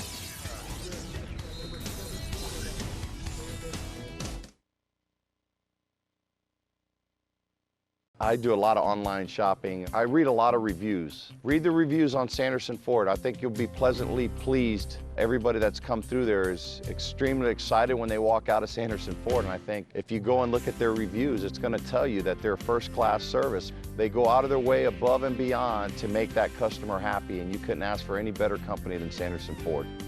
Ford, America's best-selling brand. Sanderson Ford, America's best-selling Ford dealership. Why am I sitting here at this ridiculously long table in the middle of nowhere? To invite all my friends in the industry to try this. Fast food's first ever ribeye burger. Made with 100% ribeye beef, grilled onions, a red wine glaze, and creamy Havarti cheese. Ah, here comes the competition now. And of course, since they work for my competitors, I've obscured their identities. Except for this guy. He is so screwed. Try my new Havarti and grilled onion and all-American ribeye burgers. At AAI, we are committed to the success of our students, and we'd love to help you reach those dreams and goals you've set for yourself. We offer training in skilled trades. This is Letty. She said when she initially came to the campus for a tour, it was our combination welding program that caught her eye, so she decided to enroll. If you'd like to know more, visit our website at aai.edu. Schedule a time to visit with us and see for yourself what training and education from AAI can do for you. Welcome back to the Game Time Game of the Week on YurView. It's halftime here at Austin Field, and it is the Chandler Wolves all over the Hamilton Huskies by a count of 36-7.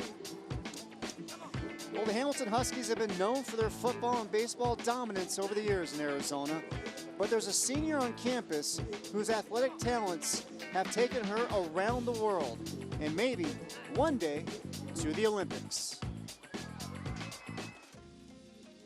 When Kara Linder was 10 years old, she was introduced to the sport of saber fencing. I really like fencing because you don't have to be super athletic to succeed, and it takes a lot of mental capacity. They say it's the fastest moving sport there is. The saber moves faster than any other apparatus in sport, so it's really quick and you have to be able to react very quickly. Kara quickly found success representing the United States on the international level. She is the only fencer, male or female, to win the Cadet European Cup 3 times, and last year became the first person to win 4 gold medals at the same Pan American Games. The 17-year-old has spent time ranked #1 in the world for her age group. She has really great vision. She feels the distance very well. She feels where the opponent's blade is very well. So when she goes into defense, she's able to find the blocks, we call them parries. She's able to find the blade easily and make parry posts that other people don't do. She makes counterattacks. Scoring in saber is different than the other 2 types of fencing, foil and épée. If I start first, before you can hit me and score a touch, you have to block me or make me miss. The target area is from your waist up, including your head and your wrist, but not your hand. And the blade, it's in between the 2 other weapons, so it's flexible, but still it can hurt if you get hit a little too hard. The way girls have it set up is they have to wear a chest protector, which is a hard plastic, and then you have a plastron, which is a kind of shoulder jacket which covers half your body with your weapon arm. Then you have a white jacket, which is a thick cotton material, supposedly bulletproof, but I haven't tested that. And then you have a lame, which is an electric jacket that you put on. It goes from your waist up, and then through that you have a metal cord that connects to the reel system, which helps determine who gets the touch. And on top of that, you have your glove, which is partly electric, and then you have your mask. You have a pair of knickers that goes from your waist to your mid-shin, which is also supposedly bulletproof. You have a pair of long white socks that goes up to your knees, and then your shoes. Linder's competitions keep her on a tight schedule and have taken her around the globe. Fortunately, I've been able to travel everywhere. In Europe, South America, I've been to Cuba, Venezuela, Guatemala, Bulgaria, Poland. Kara has a unique school schedule. The school district's been amazing to work with. She does a combination between the Chandler online program, and she's also a student at Hamilton High School. So she balances those 2 programs in addition to her fencing. Kara has earned a scholarship to the University of Notre Dame, where she will fence for the reigning NCAA champions. I was really apprehensive to go visit colleges collegiately because my goal has always been the Olympics, but after seeing the facilities and all that Notre Dame can offer, I think I can really enhance my fencing skills and maybe get Olympics and collegiate fencing both. Despite her busy schedule, Linder has somehow managed to maintain a 4.6 grade point average while taking AP and honors classes, is a member of the National Honor Society, and is vice president of the Future Farmers of America. And another great job there by our editor, Ron Bruce, who's done a fantastic job with our halftime pieces all season long. Up next, we'll have first half highlights and stats, but as we go to break, we'll leave you with the Chandler High School Marching Band.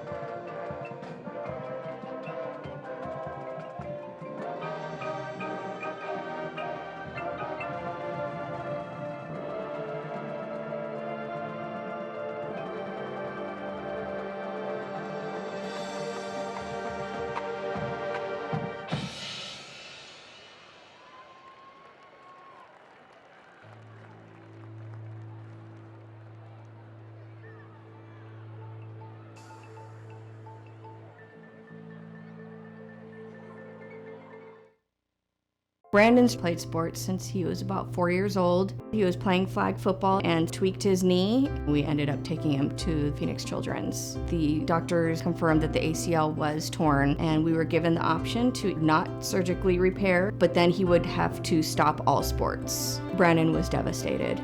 We ended up going forward with the surgery. When the doctor gave him the thumbs up, he wanted to go back out onto the playing field that night. Phoenix Children's played a huge role in getting him back to sports. Refresh yourself with a Polar Pop Cup from Circle K. It stays cold longer, and we offer more choices than ever before. More choices like Powerade, vitamin water, iced tea, and full throttle. Ready for the best part? You can get any size foam Polar Pop Cup for only 89 cents every day. More choices than ever before. Talk about refreshing. More choices, most value. At Circle K. What makes even better than other schools is that it's very hands-on, and the teachers, you can tell they really want to teach. They love teaching their students. The people who work here really care about what they're doing.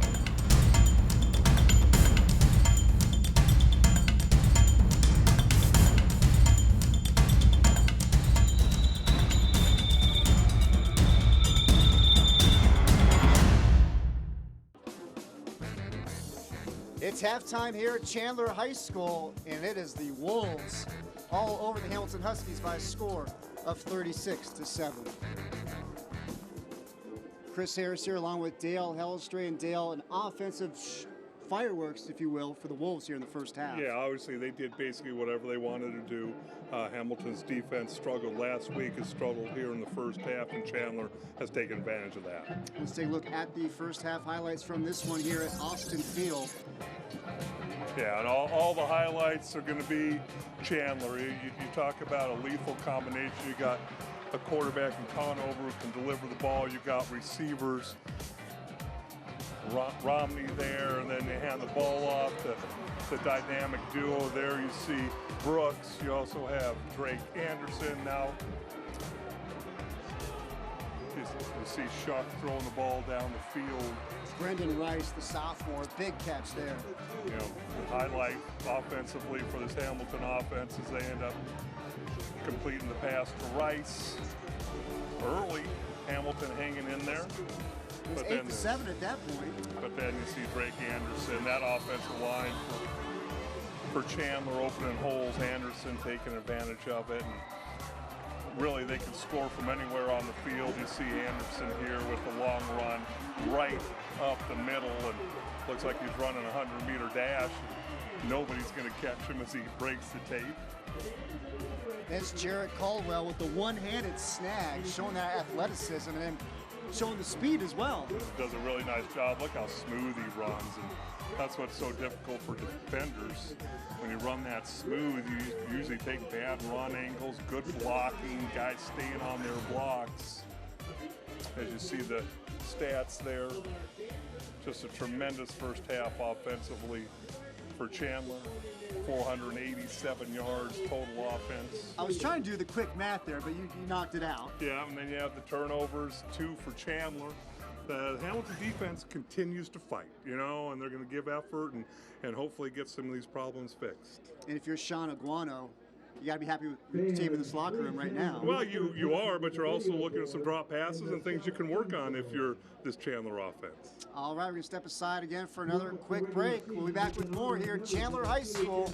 The Wolves leading the Huskies by a score of 36-7. We'll be right back.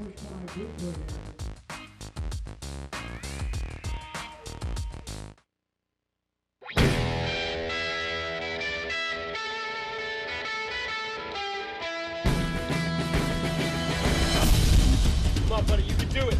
Oh, man, this is so good to be on. Looking for a real good time? Come to Red Devil, where old traditions become new. Whether it's a special occasion or a night out on the town, Red Devil will meet all your dine-in and take-out needs at a price that's hard to beat. Red Devil, starting a new tradition. Jack's Breakfast Pockets for $2 each. Break up your breakfast routine with your choice of 2 grilled pockets filled with either ham or sausage, both made with freshly cracked eggs and 2 melty cheeses, all jam-packed into a warm grilled flour tortilla. So give your tired old breakfast a wake-up call. Try Jack's Breakfast Pockets for just $2. But you'd better hurry, because if you snooze, you lose out on this deal.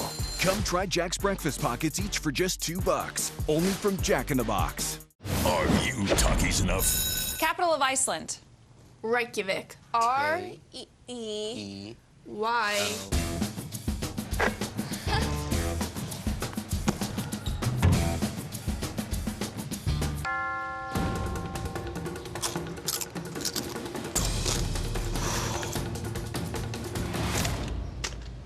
Whoops. Talkies. Taste the fury of our flavors and face the intensity. Here are this week's Arizona Automotive Institute Top Games of the Week, AAI. Turn your dreams into reality with career training from AAI, and it is Rivalry Week everywhere. Seton Catholic and Higley, the Sentinels, they've won 7 straight. They're going to try to knock off Higley in a game for the region championship in a high seed come playoff time. Trayson Hall continues to tear it up for the Knights, over 1,500 yards from the scrimmage and 24 touchdowns. And then Cactus Shadows at Saguaro. Michael Hudnut's Falcons, they probably need an upset here against Saguaro to get into the playoffs. The Sabercats, they haven't lost to an Arizona team yet this season. And how about Greenway and Cactus, rivals over there on the west side? Demons need a win to ensure a playoff spot. The Cobras, they haven't had Demaria Norris for the last 2 games out with an injury. One of the top running backs in the state this year. And then another huge game out west. Liberty and Centennial. Big Division V game. Richard Taylor's Coyotes are nationally ranked.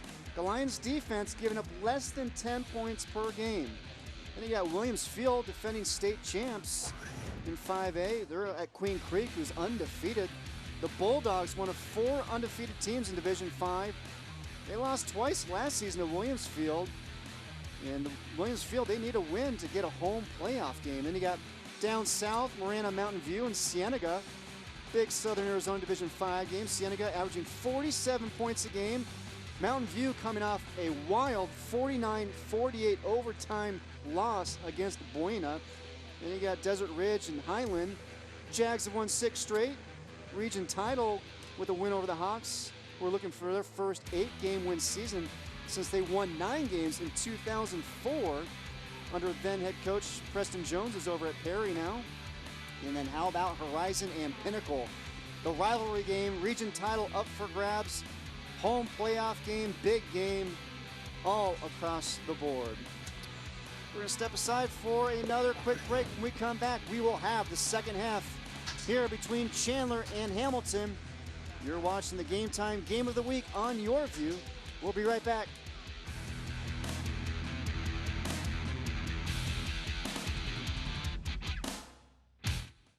Today, we are shining a spotlight on some of our graduates from AAI who have moved into successful new careers with training and education in skilled trades. This is Joe, one of our graduates at AAI. He loves working on engines with his dad, and that, along with wanting a better future for himself, kept him motivated to change his life. You'll see lots of graduate stories on our website at aai.edu. Schedule a time to visit with us and see for yourself what training and education from AAI can do for you. What is Valle Luna Mexican Food and Cantinas? We are a true Arizona original, serving carefully prepared, authentic Sonoran-style cuisine since 1983. We are time-honored family recipes using only the freshest ingredients. Good fun, a family place, a gathering place. We are happy faces and happy hours. We are your new favorite neighborhood hangout. Valle Luna Mexican Food and Cantinas. 2 minutes left to go in the game. We're getting beat up, they're getting beat up. We're playing football, basically. We snap the ball, our quarterback rolls out. I'm coming from the tailback position. I leak out. He somehow finds me. I'm in the middle of the end zone, wide open. He throws it up there, put the pig in the midst. I've been to weddings. I've had best mans at my weddings. It is a point of conversation. And the great thing about it is, because of Cox, I got the tape. Welcome back to Chandler High School for the Game Time Game of the Week on YurView as we get set to start the second half. All Wolves in the first 24 minutes. Hamilton and Tyler Shuck going to try to get things dialed up here in the second half. That Wolves defense kind of had their way with Hamilton in the first half. Well, yeah, that first drive obviously by Hamilton paid off with a touchdown. Somebody for Hamilton has to step up and make some plays offensively, whether that's Rice or Lockhart or Shanks. You know, you got to be able to run the football a little bit to keep that Chandler defense honest.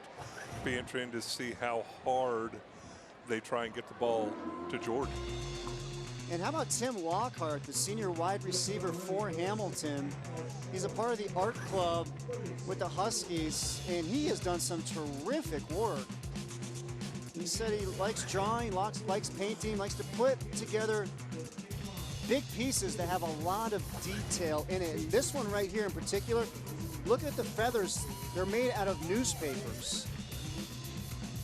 Very, very cool stuff, very innovative work that Tim Lockhart is doing. And it's one of those things where you talk to the players, you know, during the week, and, you know, one guy says, oh yeah, you know, I do this or I do that for like a hobby, and nobody really says anything other than the guy you're talking to. When he mentioned that he draws and he paints, they all were like, oh, he is so good. I mean, they all jumped up and they were like, you got to check out some of his stuff. Pretty special. Yeah, it's great work there by Tim Lockhart. In the second half, we are underway here at Chandler High School. And with the return there for the Huskies is Brendan Rice. Well, and you see the adjustment that Hamilton has made, putting Rice over there in that area where Chandler continues to kind of pop it up, see if one of your playmakers can't break a tackle and make Chandler pay. Tyler Shuck, see his first half numbers. Now Shuck, he competed at the Elite 11 finals at Nike's opening during the summer. Some of the best talent in the country was there, and Shuck was part of that. Touched on it earlier in the first half. He's playing his college ball at Oregon. Originally committed to North Carolina, flipped the commitment earlier this month and will become a Duck. Hand off to Mo Parson. Bounced it to the outside. Nice run there by Mo Parson. We've seen him being able to run the ball and catch the ball for this Huskies offense. Versatile player. I want you to watch the block by number 4, Dominic Hilton. He's going to come pulling across the formation here. Tremendous job. Remember, he's only a sophomore with great hands and physicality. Physicality, 6'1", 235. He's a big, big sophomore. Can move around a little bit too. Tight end and linebacker. 2nd and 4. Hilton in motion. Shuck fakes the handoff. It's down the middle of the field. Looking for Parson. Falls incomplete. And really nowhere to go with the football there. 4 blue jerseys around the intended receiver, Parson. He had Hilton kind of getting out in the flat late. But not a whole lot of options for Shuck. And that's going to bring up 3rd and 4 for this Huskies offense. Have the ball at their own 33-yard line. Shuck was a part of the Hamilton Huskies state championship baseball team last year. He's used to winning. Dumps it off to Jordan. 1st down and more for the Huskies. Jordan down the sidelines. Big play there for Hamilton. Pickup of 27 yards. Obviously, they saw something in this Chandler defense. Wasn't 3rd and that long, but set up the screen this time. Chandler's defensive line came breaking through, and rather than stop, they chased Shuck. That opened up the screen lane, and Jordan did a nice job once he caught the football. And great job by Hamilton's offense getting the ball to their playmakers. 1st and 10 from the 40. Shuck fires. It's Roosh. Well, it's so important to come out here. It's 36-7. Your rivalry games kind of suck the energy out of your crowd if you're Hamilton. Important that you take this drive and you come away with points. You can't look at it and say 36-7. And there's no 29-point plays in football. So let's take this one down, see if we can't put points on the board. And Hamilton's offense did score in their first possession in the first half. Hand off to Jordan. Great job there by Chandler. Robert McPhee, the senior defensive end, making the play. Well, we've pointed out McPhee before, 6'1", 240-pound senior, came into the game with 47 tackles, but this is just a tremendous play. He's in the right hand of your screen. Watch him fight off this block, take on another blocker, and still able to bounce out and make a tackle on one of the quicker running backs in the state. And the thing was, even if McPhee didn't make the play, there was 4 other Chandler defenders there waiting for him. 3rd down and 10. Shuck tries to find some room, looking down the field. Throws it. The intended receiver was Mo Parson. And Shuck was just doing all he can to buy himself some time. Well, see, in that play there, in my mind, this should have been 4-down territory, but you go pick up 4 or 5 yards on 4th down, on 3rd down, so you only have 4 or 5 to pick up, but here he has to throw the ball away. You don't pick up any yardage, and now you're going to end up having to punt. And Roosh back to punt, and we saw him with a catch earlier in this drive, so Roosh getting it done as a wide receiver as well tonight. Beautiful punt, but it's going to go into the end zone for a touchback.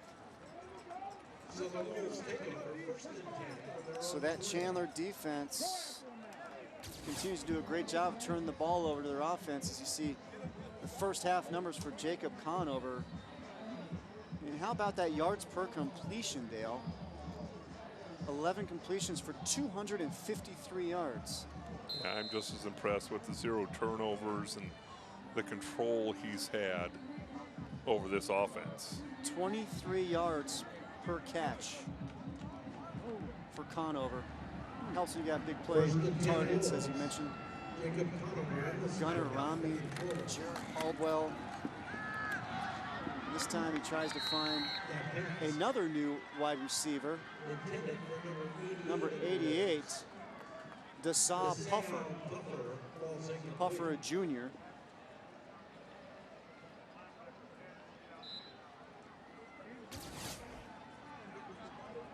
And we see Drake Anderson's updated season stats as he is approaching 1,400 yards on the season. And I don't know if there's a better story in the state than Drake Anderson, considering what all he's overcome.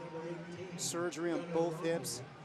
Didn't really play his sophomore or junior seasons, and he's been a breakout star in the state this year. Well, imagine how much patience he had to have as a young man, and having faith that he's going to be able to play his senior year. And boy, he's made the most of that opportunity.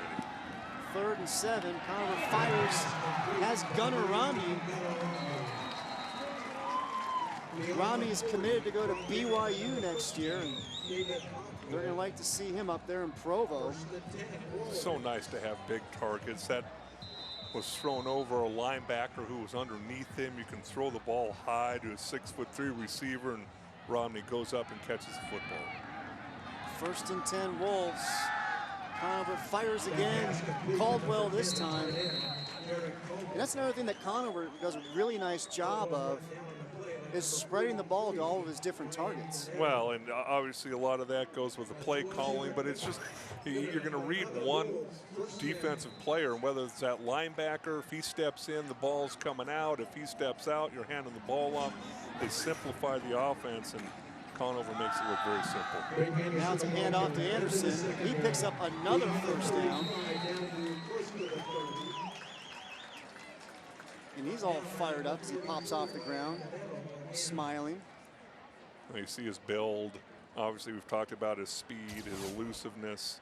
You know, they've done such a nice job rotating him and Brooks. But the thing that I think stands out as much as speed and elusiveness is does not shy away from contact. And that's when he comes close to contact. Half the time they can barely get their hands on him. Showing that speed tonight as Romney comes up with another catch. We touched on Tyler Shook being a part of the Elite 11 Nike's opening this past summer, but Gunnar Romney, he was there as well. He played with Tyler Shook at the opening. He was also named the top rising prospect by Scout.com at that camp. Worked out with Jerry Rice and Odell Beckham Jr. 2nd and 5. Brooks up the middle.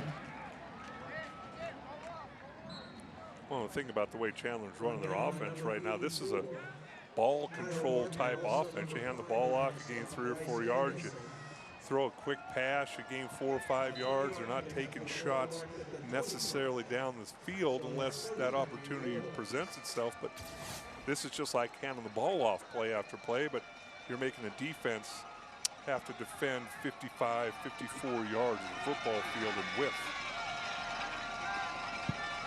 He's up 3rd and 3. Hand off to Brooks. He just waits for his linemen to do their job and then pops through and gets the 1st down. Looked a little bit like Le'Veon Bell there from Pittsburgh, where sometimes you're going, go, you need to go.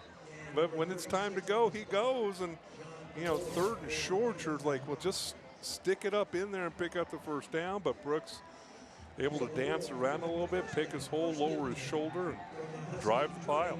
He's now over 900 yards for the season. So Chandler will have two backs go over 1,000 yards by the time the playoffs wrap up. Conover fires across the middle. Nice job defensively by Clayton Hooper, the senior cornerback, to come in and make the play.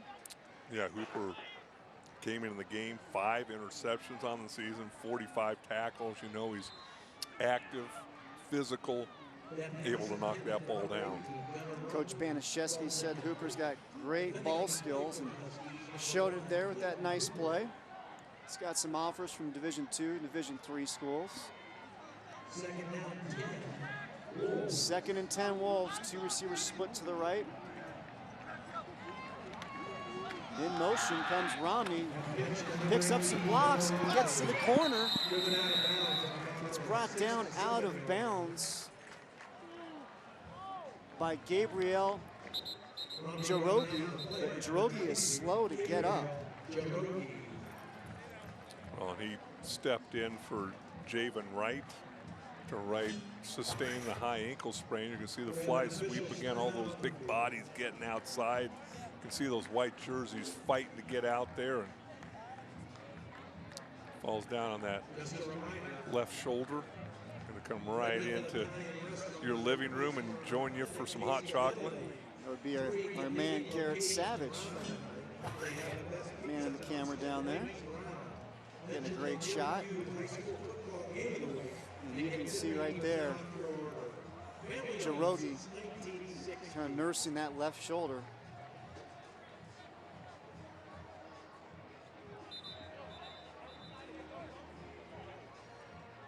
That's just what this Hamilton defense cannot afford, is another injury to their secondary.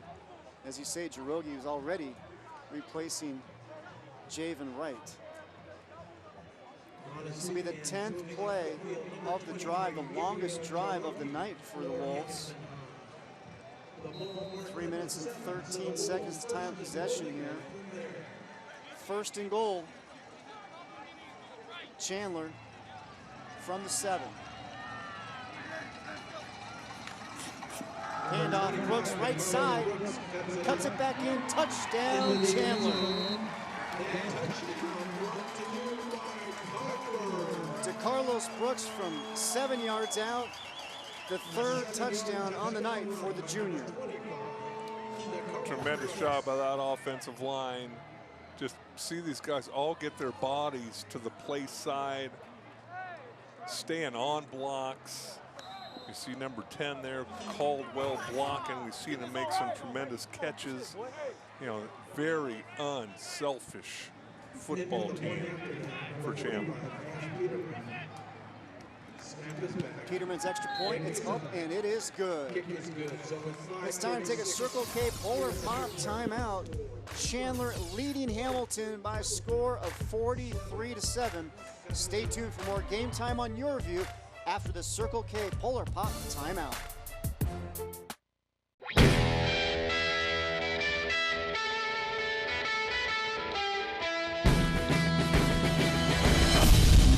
Come on, buddy, you can do it.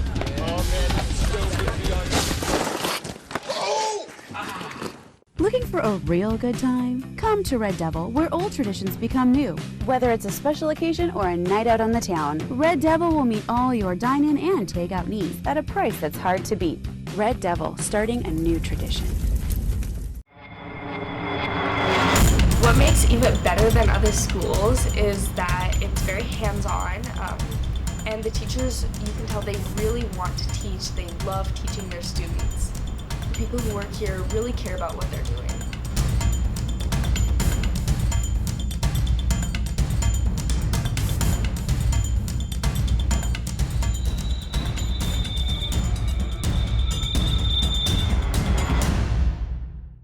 Welcome back to Austin Field, and there is plenty to celebrate for the Chandler faithful. Their Wolves leading the Huskies in the battle for Arizona Avenue by a score of 43-7. High school football game of the week. And a little grooming session there for Mr. Brooks. If you're going to be scoring some touchdowns, Dale, you got to look good, too. Well, he knows he's on TV. Probably got to dance afterwards. I know that he's only a junior, but maybe a little school activity afterwards. Now you mentioned after that last touchdown he had he wasn't sweating. Not only is he not sweating, he's making sure he looks good down there too. He knows when the camera's around. As we see the scoring drive, another 80-yard scoring drive, just over 3 minutes off the clock. And Anderson can't even look at him, can't even take him serious. Having fun, that's what you're supposed to do in high school football, especially when you're hitting on all cylinders as the playoffs start next week. 1st and 10, Huskies, just over the 20-yard. And Chandler now with 567 yards of total offense here tonight. Pass across the middle to Hilton, can't quite hang on to it. Zeke Robbins did a nice job punching this ball out. See big 99 right in Shuck's face. Again, keep an eye on number 4 for the next couple years. You're going to be hearing his name bandied about. Came into this game averaging 18.7 yards a catch. Sophomore tight end. And we got another score update in the Perry-Basha game, and the Pumas are leading the Bears now 56-6 in the 3rd quarter. Hand off to Jordan up the middle. Nice pickup there for the senior running back. Talking with Coach Banaszewski about Jordan. He said he's fast, he's got great vision, makes people miss, doesn't shy away from contact. He said he runs like he weighs 225 pounds, but he only actually weighs 165. And you know, this Chandler defense came in knowing that he was as good as they were going to see this season, and being rivals in neighboring schools, probably took it upon themselves to, hey, let's limit him as much as we possibly can. Inside handoff to Parson. Tries to find a hole to run through. Going to be stopped short of the first down. It's going to bring up 4th down for the Huskies from the 30-yard line. Tremendous job by Parson, though, continuing to fight because he got knocked back. There was penetration by that Chandler defensive line. He did a nice job gaining positive yards on that play. Showing tremendous patience there.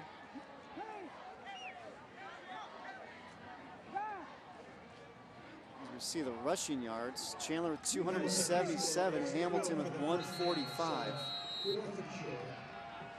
Play clock hits 0. And look, they called timeout. Looked like they were going to go for it. Now, it's always a tough decision, as you can see the incredulous look there, looking for the short yardage personnel for Hamilton. Hamilton and Chandler, 2 teams that are part of the stacked Premier region, along with Brophy and Basha and Perry. Let's hear from head coach Sean Aguano about this group. I think, again, we're just battle tested, and we know the physicality and athleticism that we face in the Premier Division is probably the same that we're going to face in the playoffs. And I take our season in 3 steps. The first 4 games, I want to play the toughest schedule I can, get a little bit of break in the middle to recoup and evaluate, and then go into the Premier region healthy and knowing that we're going to be battle tested. And we take a look now at the updated standings for that Premier region. And if Chandler's able to hang on here tonight, they will claim the Premier region title. They're able to pick up the first down there. And obviously for the Premier region, it doesn't really make that much of a difference because those teams going to make the playoffs whether they win the region or they don't, based on power points. And based on those power points, you had coming into tonight's game, Perry was number 1, Hamilton was number 4, and Chandler was number 5 in the state. That's why they call it the Premier, correct? Apparently, it is a stacked group. to see Jordan's numbers on the night. Shuck fires in and out of the hands of Tim Lockhart. Great looking throw there by Shook. Well, nice job by Bryce Jackson coming over there from his safety position to at least get in the vision of Tim Lockhart. But you're right, one of the better throws from Tyler Shuck, just not able to connect. Lockhart, he's got offers from Columbia, San Diego, and Trinity. 4.3 GPA, and he is to the right side. Trips to the right. Shook's going to keep it.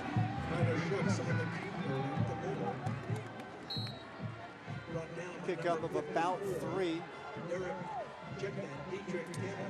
One of the things I am very happy I found out, looking at all the GPAs of these kids, and there's a bunch of smart kids, but a bunch of four-plus point GPAs. And I asked Coach Aguano, Chandler School District on a 4-point or 5-point scale, and to my relief, he said a 5-point scale.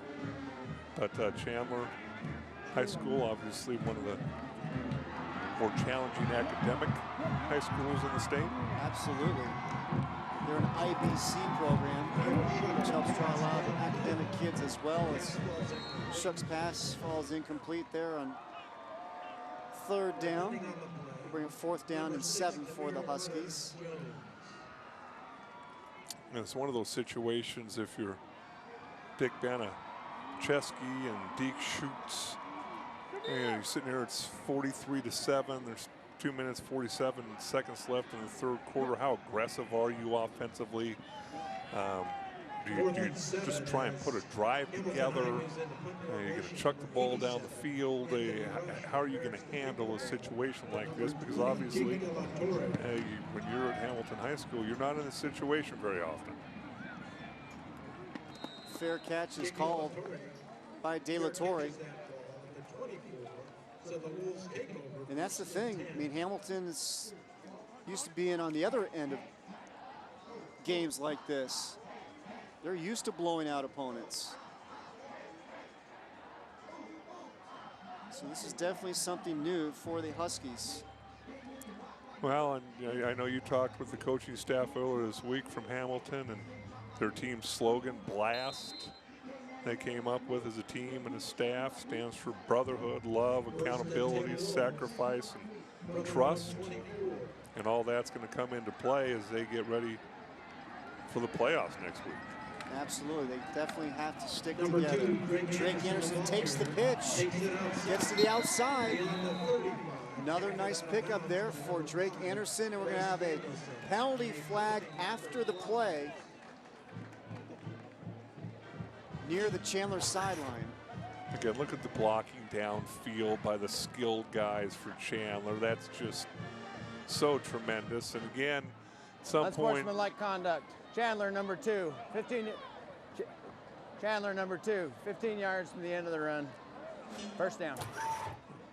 We've seen some quick movement from these Chandler running backs with Drake Anderson and DeCarlos Brooks, but how about our audio man down on the field, Alex Rincon, dodging Drake Anderson? He almost got taken out, but Rincon, a little fleet of foot down there, gets out of the way. You got to have your head on a swivel when you're down there. Him and Garrett bouncing around.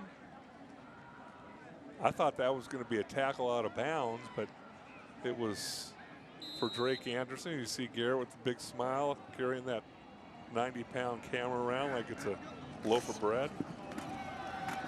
And off Brooks, sideline. Another big run here by Chandler to Carlos Brooks. As we said, there's no down and distance that I think makes this Chandler offense sweat. I mean, you can hand the ball off, you can throw the ball, and boy, you see Brooks. You can see why Oregon State has offered him and why he probably will be getting quite a few more before the start of next season. Absolutely. He'll take over starting duties next year. Drake Anderson gone. And Kano with another deep ball. Gunnar Rami hauls it in. big completion there of 41 yards to Gunnar Romney. Just a go route. It starts with protection up front. 4-man rush. Really pretty deep ball. Hamilton probably expecting Chandler to run the football. A little over aggressive. Gunnar Romney, guys, the total package, you see his numbers tonight, 172 yards off 7 catches. Carlos Brooks, touchdown Wolves. The 6-yard touchdown run by DeCarlos Brooks, his 4th touchdown of the night. Came into the game with 9 touchdowns. Again, watch the patience here. Just weaves his way through, finds his way into the end zone. Doesn't get touched till he gets to the 3rd level of the defense.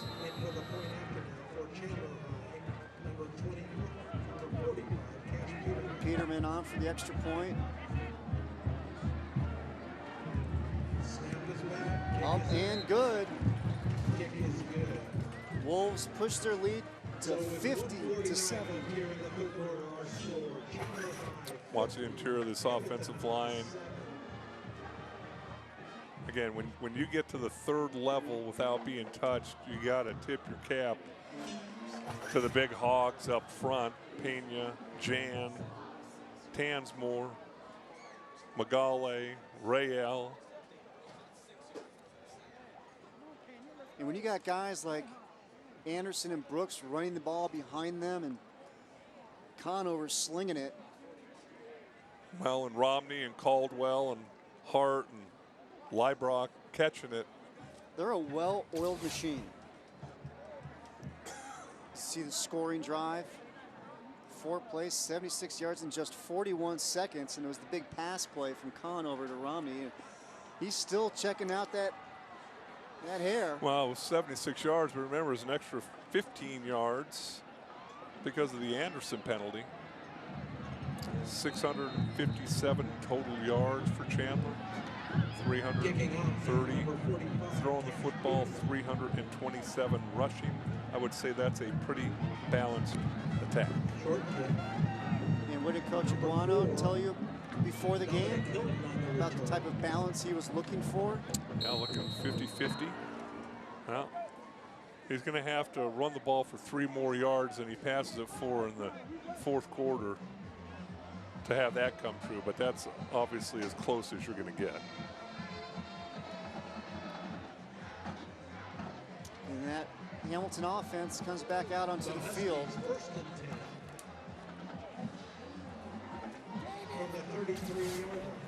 See Shook's numbers on the night. 15 of 30, 171 yards, and the touchdown. Well, you got to wonder if this is maybe Tyler Shuck's last drive. Not sure if I would have him out there. You do have the playoffs start next week. It's 50-7. Last thing you'd want is for him to get hurt. Jordan with the carry. Now we touched on Jordan. He's committed to go to Syracuse. He actually grew up in Long Island, New York, all the way through 8th grade and moved out here for high school. And I talked to him earlier in the week and said he wanted an opportunity to go back home and play in front of family and friends. Well, in Syracuse, because of Jordan and a couple of their coaches on their staff, they're kind of stampeding through Arizona, making offers to some of the young kids, sophomores here in the state of Arizona.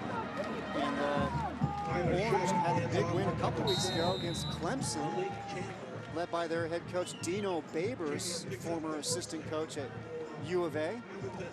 Well, and obviously you can understand why Jordan's going to go there. But if you're not from New York or family in New York, boy, that's a long flight. And there's very few non-stops from Phoenix to Syracuse, New York. And you got to get yourself a warm coat, too. Gets a little cold up there. And we are through 3 quarters here at Chandler High School. And it is the Wolves leading the Huskies by a count of 50-7. You're watching the high school football game of the week. It's game time on YurView. The 4th quarter when we come back.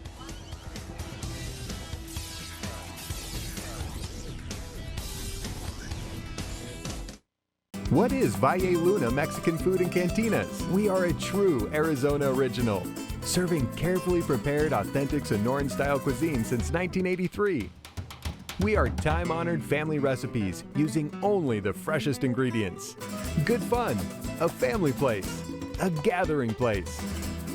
We are happy faces and happy hours. We are your new favorite neighborhood hangout. Valle Luna Mexican Food and Cantinas. Ford was the only company that we really wanted to go with. Their reputation, the credibility that they have, Sanderson has that. Sanderson Ford does a really good job with their start team. They got with each one of my kids and sat in the car with them, went over every detail of the car. And for them to take the time with each one of my kids and go over every little detail in the car, that's pretty unique. Ford, America's best-selling brand. Sanderson Ford, America's best-selling Ford dealership. In the blink of an eye, cities fall, heroes rise. A heartbeat skips as a man slips gravity's grip, and heartbreak leaps from the brink in a blink. Just think of all the games, teams, hopes, and dreams that live and die because greatness lies in the blink of an eye. This is the sports app on Contour from Cox. Cable TV reimagined to get you right to the good stuff. Welcome back to the Game Time Game of the Week on YurView here at Chandler High School. Wolves fans, they're fired up. Their team leads 50-7 as we get ready to start the fourth quarter. Third down for the Huskies. 3rd and 8. Shook, looks right, throws right. Almost coming up with the catch is Brendan Rice. Not able to quite hang on to it. Just great coverage downfield. I mean, that was a really nice throw and good route by Rice, but just look at the coverage downfield by these blue jerseys. I mean, getting a hand in there and knocking it loose. Looked like that was, couldn't quite catch the number for Chandler there. Rolled over so fast, couldn't quite get it. Rouge back to one.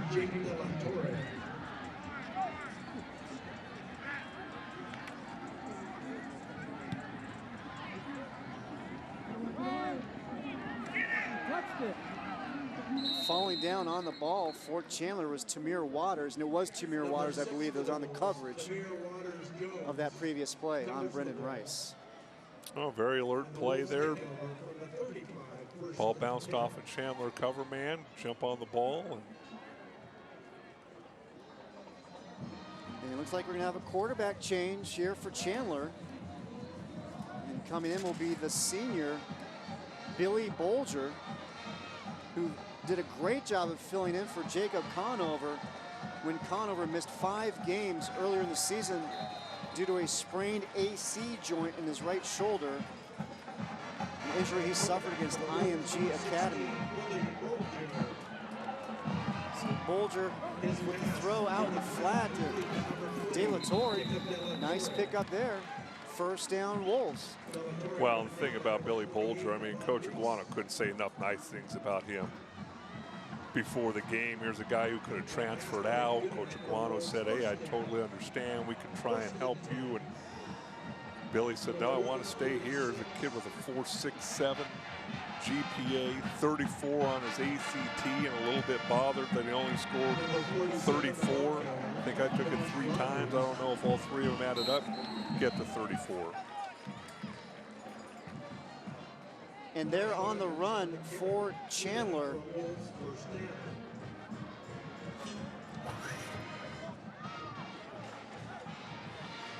He's number 47, Josh Rogers. You see a lot of new faces and jersey numbers in there for Chandler. Everybody getting a shot to play in the rivalry game. Rogers again, left side, turns it back in. Nice job there by Rogers. We got a flag though on the field. Going back to your story about Bolger, you mentioned you got that 34 in the ACT. Holding, offense.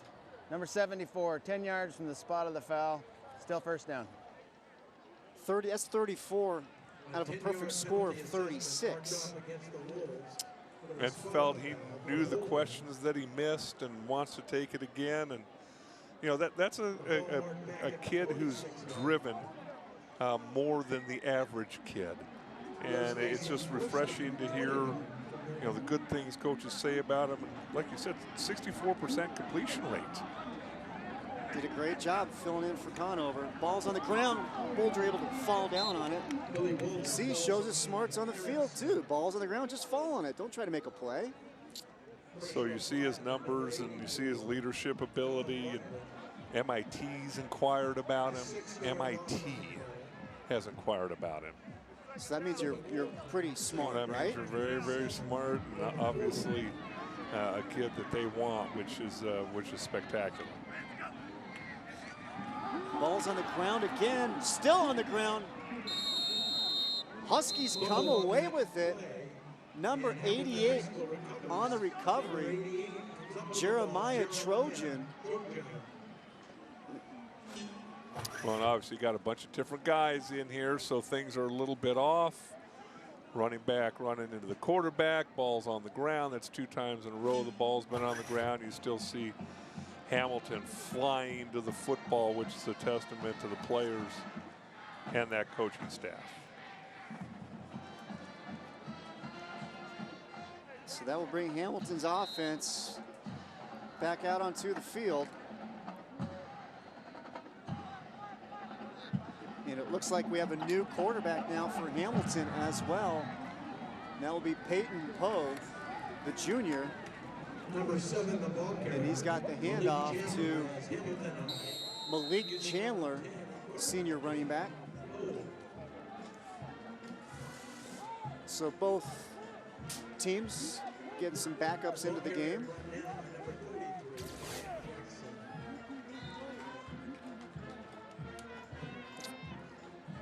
Peyton Poe's brother, Kyron Poe, former quarterback at Highland, NAU. Second down and 8. Handoff again to Chandler.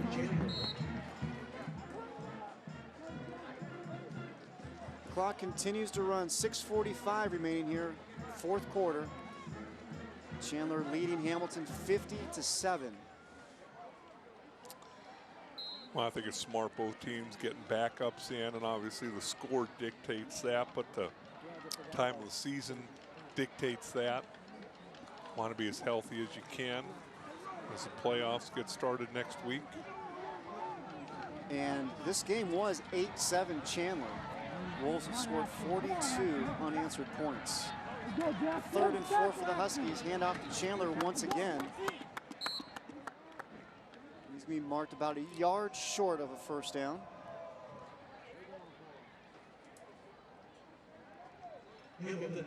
And that is what it's all about, too, is playoffs, especially for schools like this.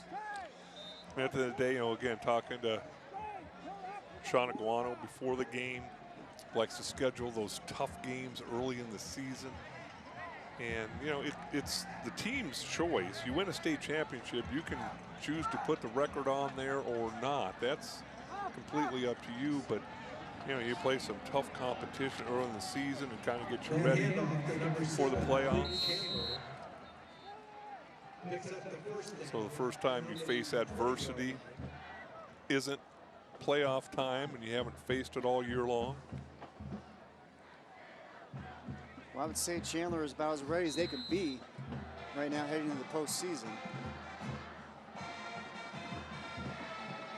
Playing well, playing with confidence.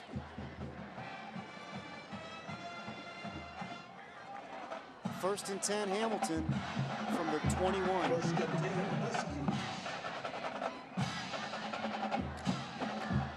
Chandler again with the carry. Nice job coming in to make the tackle. For Chandler is Nate Parks, senior outside linebacker. Well, that's the other thing Coach Aguano talked about, that, you know, for so long, everybody called this a rivalry, but really it was Hamilton absolutely dominating, winning 12 in a row, and now Chandler's won the last 4, and that's all these kids know. is we beat Hamilton. You know, so they expect to beat Hamilton rather than trying to keep it close and see if you can't steal something, steal a game towards the end. Prior to the snap, false start, offense, number 77. 5-yard penalty, still first down. Yeah, the first time that Chandler beat Hamilton, the players that are seniors right now for the Wolves, they were in the 8th grade. So that's all they know is we beat Hamilton. And there is something to the mentality of beating a football team. That's why it was such a great breakthrough for this Chandler team and Sean Aguano to break that 12-game losing streak. 2nd and 17, 3:30 remaining. Hand off to Chandler. And you see here now that Hamilton offensively, not even looking to throw the ball, just a steady dose of running here with Malik Chandler. Keeping that clock running. The other thing Sean said is, I asked him if he was, you know, in tune to the PowerPoints and where they stand and how important this game is. He said, obviously, it's important to us, but he said, you realize we haven't won a state championship when we've been the #1 seed. He said, so we just want to be in the top 4 to make sure we have 2 home playoff games. We win that first one. Nice play there for Hamilton. Mo Parson with the catch and run from Poe.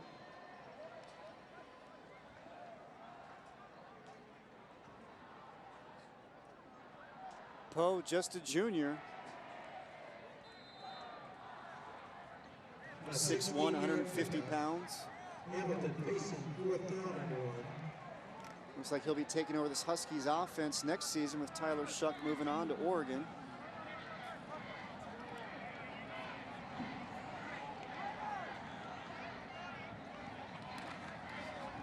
Inside handoff, number 7, Malik Chandler. Looks like there might have been a fumble on the play. And the Huskies will maintain possession. And they're going to get a first down as well. Malik Chandler picks up the first down. As the chains move. So it's going to be 1st and 10 from the 11-yard line. As the clock continues to run with 1:50 remaining.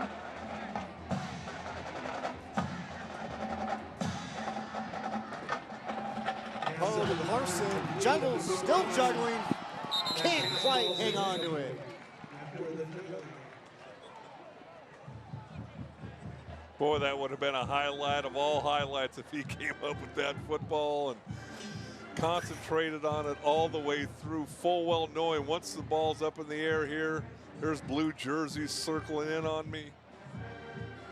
1, 2, 3, 4, 5, 6. 6 times. No 7th. Falls to the ground. Incomplete. A for effort for Mr. Parson. Poe with the throw. The number 16. Coming up with the catch just short of the goal line is Andre Salaya. Tremendous job concentrating on the football in all that traffic. Looked like his helmet came off, so he's going to have to come out of the game, the senior. Almost getting into the end zone. He was fighting for it. Makes it 1st and goal for Hamilton. Let's see if they punch it in.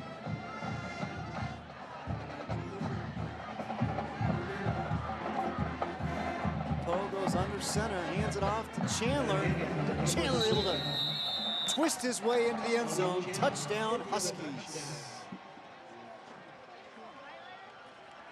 Malik Chandler, the senior running back, finds the end zone.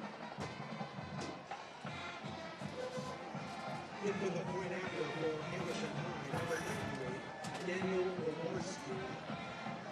Determination. I mean, an unblocked Chandler defender hits him before he gets to the 1 yard line, able to keep those legs churning.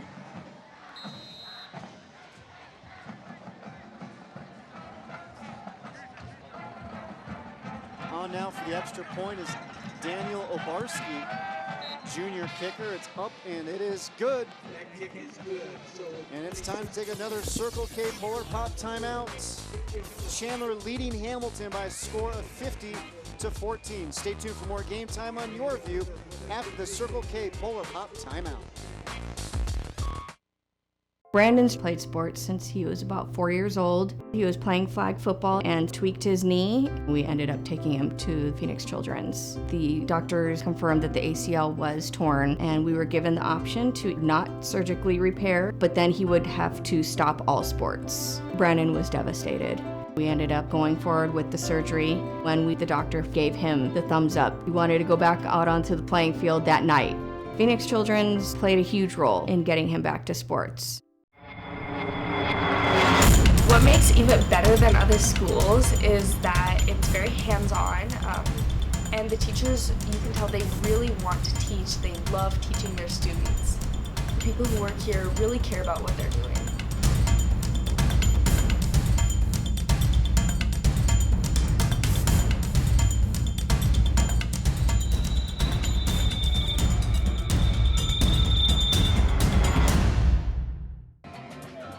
Sean Aguano, head coach for Chandler, a happy man. His Wolves 26 seconds away from winning another Battle of Arizona Avenues. Big Chris Manoa and company mugging for the camera. Soaking this one in. Always fun when you win a game. Against your rival, you dominated them. Come away healthy. Yeah, the Chandler Bulls aren't camera shy. I'll give them that. You got guys fixing their hair after touchdowns. They're on the bench.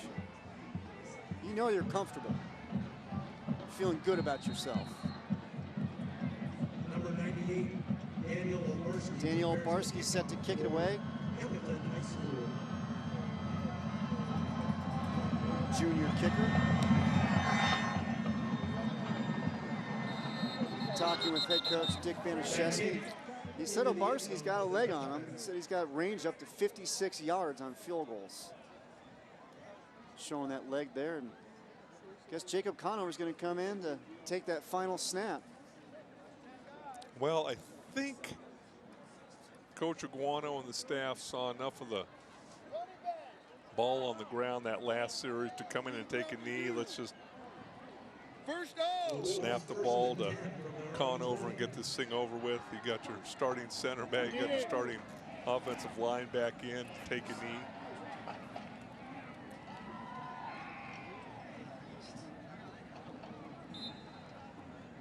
Victory formation. And there is the knee. Good job. Let's go, guys. Number 17, Jacob Conover takes a knee as the clock runs. Sean Aguano and his Chandler Wolves get it done tonight as they take care of business against their rival from down the road. And they're going to get the victory here by a score of 50-14. We're going to step aside for a quick break. When we come back, we'll have tonight's player of the game. The Wolves beat the Huskies 50-14. You're watching the Game Time Game of the Week on YurView. We'll be right back.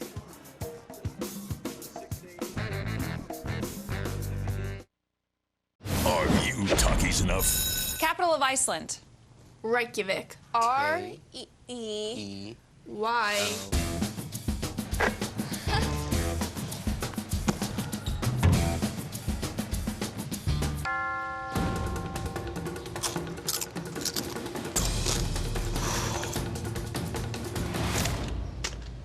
Whoops.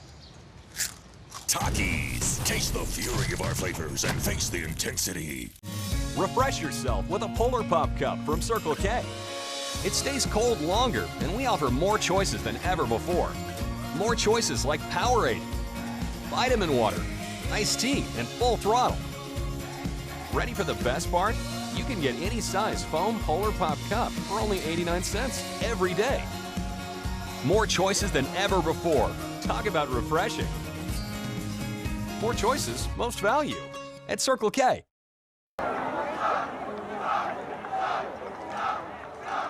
Fridays and Saturday nights here is like religion. In the name of the Father, and of the Son, and of the Holy Spirit. It's kind of like it's God and then it's football. For those 3 hours on a Friday night, everyone put everything aside. Whether it's race, whether it's religion, you put your own pride to the side, you put everything to the side, and everyone in the community comes together for that Friday night. Sports in America is one of those rare things that brings everybody together. When those lights come on, it doesn't matter what's been going on at home, at church, in the community. It doesn't matter. You know, it's just an amazing experience just to see the amount of fan support and just the camaraderie that Friday nights bring. And that's why sports is such a valuable tool to society, to America. YurView Game of the Week is sponsored locally by Sanderson Ford. The best play is at Sanderson Ford. By Jack in the Box. Try fast food's first ever ribeye burgers made with real ribeye beef, only at Jack in the Box, limited time only. By Arizona Automotive Institute. Turn your dreams into reality with career training from AAI. By Red Devil Italian Restaurant, family owned since 1960. By Circle K. It's time to take a Circle K Polar Pop timeout. By Valle Luna, proud sponsor of student athletes in Arizona. By Phoenix Children's Sports Medicine, Arizona's only comprehensive sports medicine program for young athletes. And by Takis, face the intensity. And here's tonight's Takis hot player of the game. Takis face the intensity. And it is Chandler, junior running back to Carlos Brooks, and his 4 touchdowns. Yeah, really nice job. Again, that offensive line deserves a lot of the credit for the holes they've opened up. Chris Chick, the offensive line coach, but you talk about a really nice job running the football. And you know what? Brooks gets it, and a job well done, but probably could have given it to about 4 or 5 other offensive players. But just a tremendous job offensively by the Chandler Wolves. All right, we're going to step aside for one more break. When we come back, we'll have our final thoughts on the big win for the Chandler Wolves over the Hamilton Huskies. We'll be right back.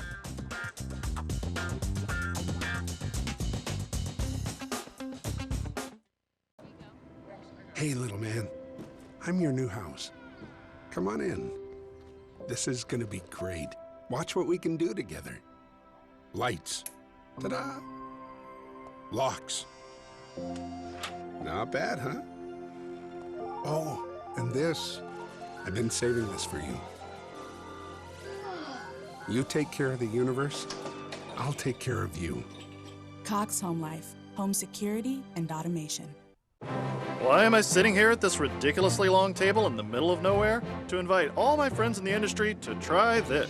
Fast food's first ever ribeye burger. Made with 100% ribeye beef, grilled onions, a red wine glaze, and creamy Havarti cheese. Huh, here comes the competition now. And of course, since they work for my competitors, I've obscured their identities.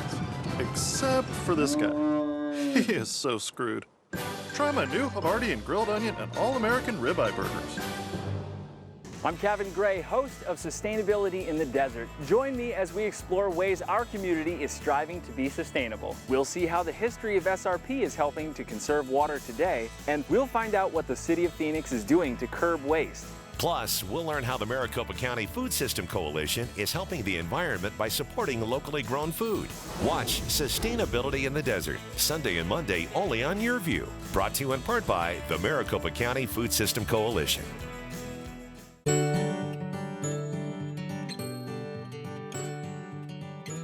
There's an easier way to watch live TV away from your home. Get the Contour app from Cox. Now, one simple app gives you the freedom to watch many of your Cox TV favorites on your phone, tablet, or laptop, wherever you want. So you can take your TV with you, without taking your TV. The Contour app. Get right to the good stuff. Anywhere. Take a look at our final stats from tonight's game. Chandler with the win over Hamilton, 50-14. Well, obviously, you just look at the total yardage, the way Chandler moved the football, and to overcome 3 turnovers. I mean, obviously, I think what Coach Aguano and his staff will like about this game is, yes, they dominated. Yes, they looked good in most facets of the football game. But guess what, guys? There's things we can work on. And as we go through the next month of playoffs, we cannot turn the ball over 3 times in a game and expect to win, especially like this. Look at the balance there for Chandler. They had 2 wide receivers go for 100 yards receiving, 2 running backs go for 100 yards rushing the ball. As you look at these 2 teams in the postseason, Dale, what do you see? Well, obviously we haven't seen all the other 6-8 teams that they're going to be playing, but if you're going to ask me to pick a favorite, we've got to see Mountain Point play. We've seen Desert Ridge play, and now we've seen these 2 teams play. And boy, I'd like to see a healthy Mountain Point team and a healthy Desert Ridge team and a healthy Chandler team and see which one is best. In Hamilton as well, Dick Banaszewski's done a fantastic job with that Husky team, and they still have a run in them here for the postseason as well. Well, head coach Dan Marley and the GCU men's basketball team are back and ready to take the WAC this season in their first year of NCAA tournament eligibility. Led by preseason WAC Player of the Year Josh Braun and Oregon transfer Casey Benson, the Lopes hope to go dancing come March. Tune into YurView Channel 4 next Thursday when GCU opens the season against St. Francis of Illinois. Pre-game with Kate Longworth starts at 6:30, and game tip-off with Barry Butel and Scott Williams is at 7. Well, we want to thank all of you for watching our broadcast this year. This was our 36th season of televising Arizona high school football to our Cox customers, and we look forward to a 37th season next year. Now please go out and support high school football by attending a playoff game. We also want to give a special thanks to all of our sponsors for making this season happen. For our producer and the man who leads us each and every week, Rich Reed, director Pete Gordon, statistician Jared Dommins, stage manager Beth Hoffman, and for my partner Dale Hellestray, Sydney Carriel, Armand Williams, and everyone at Cox Communications, I'm Chris Harris. Thanks again for watching, and have a great weekend, everybody.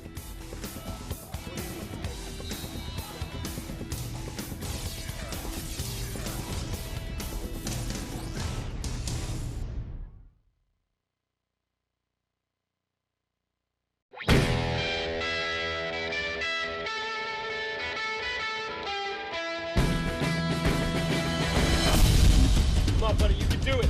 Oh, man, that's still good to be on.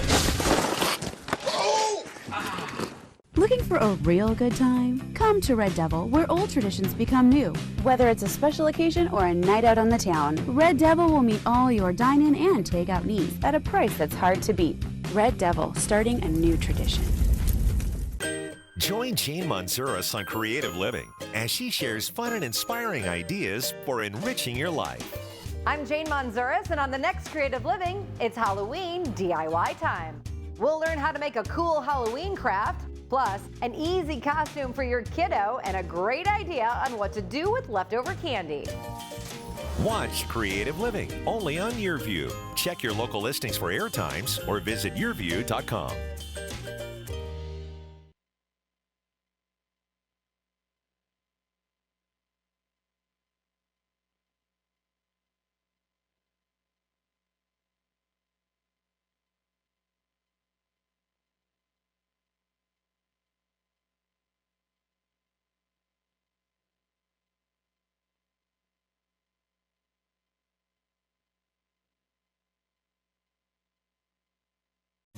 Refresh yourself.